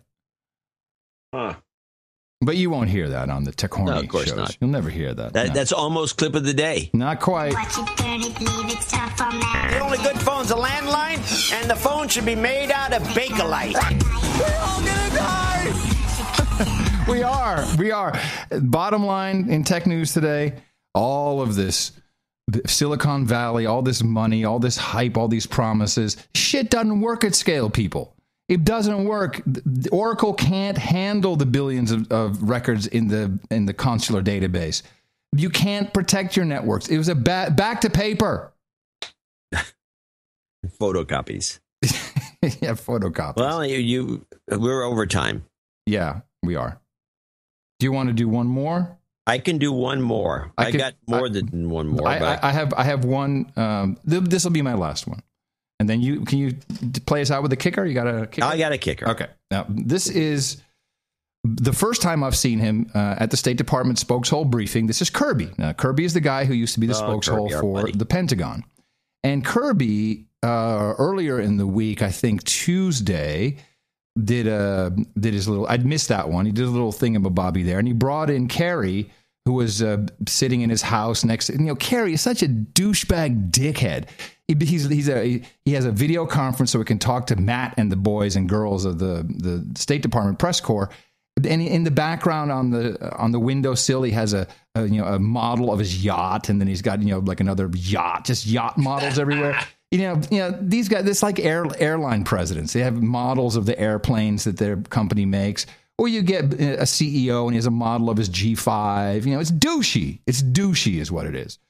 And Kirby was not happy with how people interpreted what Kerry said. It was about Iran and, are we changing our strategy? That's unimportant. But we know that when the truth wants to get out, and people will say the truth inadvertently, and Kirby he lost himself in this. He was mad. He was perturbed about people misinterpreting the message. And here's what happened. Everybody, I'm not exactly right on time, but I tried to get closer to it today. This is already not the way you start a press conference. Don't start apologizing about not being. No, just don't do that. And then he's trying to take off his watch, which you'll hear clink, clink, clink. But this is one of these guys who takes off their watch and puts it down the lectern to see how much time he has. Yeah, good way to lose a watch. A couple of things at the top I want to just hit here, if you'll allow me. I want to make a specific comment about some of the coverage of Secretary Kerry's press conference yesterday. By the way, thanks for attending that. But I think some of the coverage has sort of taken the tone that there's a change in our policy with respect to possible military dimensions of Iran's nuclear program, or that it's a concession about to be offered or changed. So he's saying you guys suck. You did it wrong. You don't understand. This is all wrong. You got it wrong. Your reporting is wrong. You're wrong. You're wrong. You're wrong. And I'm mad. And that is absolutely, completely false. And whenever you say absolutely, completely false, you know the guy's lying, but it's going to get worse. The Secretary was very clear yesterday that, as before, we absolutely require Iran to give the IAEA access that they need to resolve any possible military dimensions of their program. We've said we're not looking for a confession. We've already made judgments about the past. But the sanctions lifting will only occur as Iran takes the steps agreed, including addressing possible military dimensions. Now, the negotiations are ongoing, and I'm not going to talk about the specifics of it, but I want to put a fork in it right now that there's any kind of concession or change in the policy. It's just not simply true. Did you catch it at the end? Yeah, he says something about it being actually true. Yes, he says it's true. Kind of concession. Yeah, play that again. Yeah, he says it's true. It's just, here, listen. That there's any kind of concession or change in the policy. It's just not simply true. It's true. It's not just true. It's just not simply true. It's very true. Huh. That was a good one. That's a good catch. I think the fork in it. Put a fork in it. What's that? Do you put a fork in it to see if it's done? Yeah. You put a fork in it. What's it talking about? It's done. This guy. I have just a little funny clip at the end, and this is the Sean Hannity clip. And what it is Sean Hannity had a bunch of comics on his show, and they're talking about what's funny, what's not. They're talking about the Jerry Seinfeld. They're talking about the stuff you talked about before about comics being PC'd, so they can't really do their humor, and they're all laughing and yucking it up. And Hannity's trying to be one of the boys and trying to be funny and trying to, he thinks he's hilarious, and he talks about how he liked Richard Pryor and all the rest. And it's not a long clip, but at some point he gives away what I've been claiming for all along. He gives it away, and he actually has there's nomenclature here that I didn't know. We know now. We know what to call it. And see if you can catch it. It's just at the very end, and they all get giddy about the fact that he blew the cover. Yeah. What? That was edgy back then. Cheech and Chong was edgy for the 70s. It's funny. It wouldn't be for now, though, but that's when guys like... was funny. Yes. Richard Pryor was funny. So what's edgy for now? It's like, what room do we have for edgy comedians now? It's like they're closing that box up for us. Well, that's why... We got to push out. We got to use Red Eye is edgy. You have a leg chair. Well, we don't call it that, Sean. Don't put him in that chair. Did he... Wait a minute. Did he call it leg share? Leg chair. Oh, leg chair. And that's not what we call it, Sean. Oh, okay. We have a leg chair, and you know what it refers to? Your the dick? One girl with the legs. They put her in that chair. Yeah. And I guess they call it the leg chair. Hey, who wants to sit in the leg chair today? I don't feel comfortable sitting there. My legs aren't that great. Let's put in, the leg chair. Guilfoyle. Yeah. Well, she got some good gams. She does. They're gams that don't quit. She's only like 4'11" or something. She's a shorty. Well, I'm going to play in our ending montage. I shall play a little clip from the 1980s movie Airplane, which shows you how comedy has changed. And you just think to yourself, and you don't have to answer it now, but just think to yourself, could this movie be made today and released, or would it be just too much of a hot potato? I'm in. I know you are. All right, everybody. Sorry, John. I was a little off on the technical side here today. I had some issues. It was fine. Yeah, but I hate it when it happens. It's just... Didn't get to play the almost clip of the day again later. No, that's okay. It's okay. I can play it again later. Get a new Mac. Get to something new. This thing's... Yeah, it's toast. Or put it on a cool plate. It already is. I'll tell you about that later. Hey, coming to you from FEMA Region 6 here in the capital of the Drone Star State. In the morning, everybody. I'm Adam Curry. And from northern Silicon Valley, where the trucks are sliding by on the freeway, I'm John C. Dvorak. We will be back on Sunday right here on No Agenda.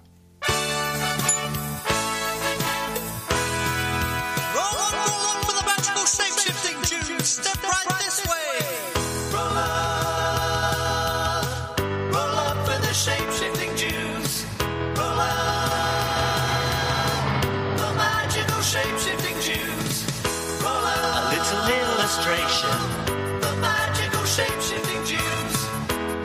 It's such an aggravation.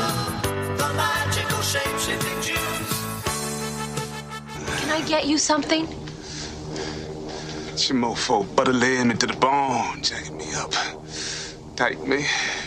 I'm sorry, I don't understand. Cuddy say can't hang. Oh, stewardess, I speak jive. Oh, good. He said that he's in great pain and he wants to know if you can help him. All right. Would you tell him to just relax and I'll be back as soon as I can with some medicine? Just hang loose, blood. She's gonna catch up on the rebound on the med side. What it is, Big Mama? My mama raised no dummies. I duck a rap. Go Cut me some slack, Jack. Say cutting things here. We say be doing everything. Chump don't want to help. Chump don't get the help. Say can't hang. Say 7-Up. Jive ass dude don't got no brains anyhow. Don't spike check. Lisa needs braces. Don't spike check. Lisa needs braces. Don't spike check. Lisa needs braces. Don't spike check. Lisa needs braces. Don't spike check. He cannot hide under the United Nations roof. Yes, the beaches are back open. Woohoo! Adios, yeah, mofo. The best podcast in the universe. Amen. Fist bump. Dvorak.org/NA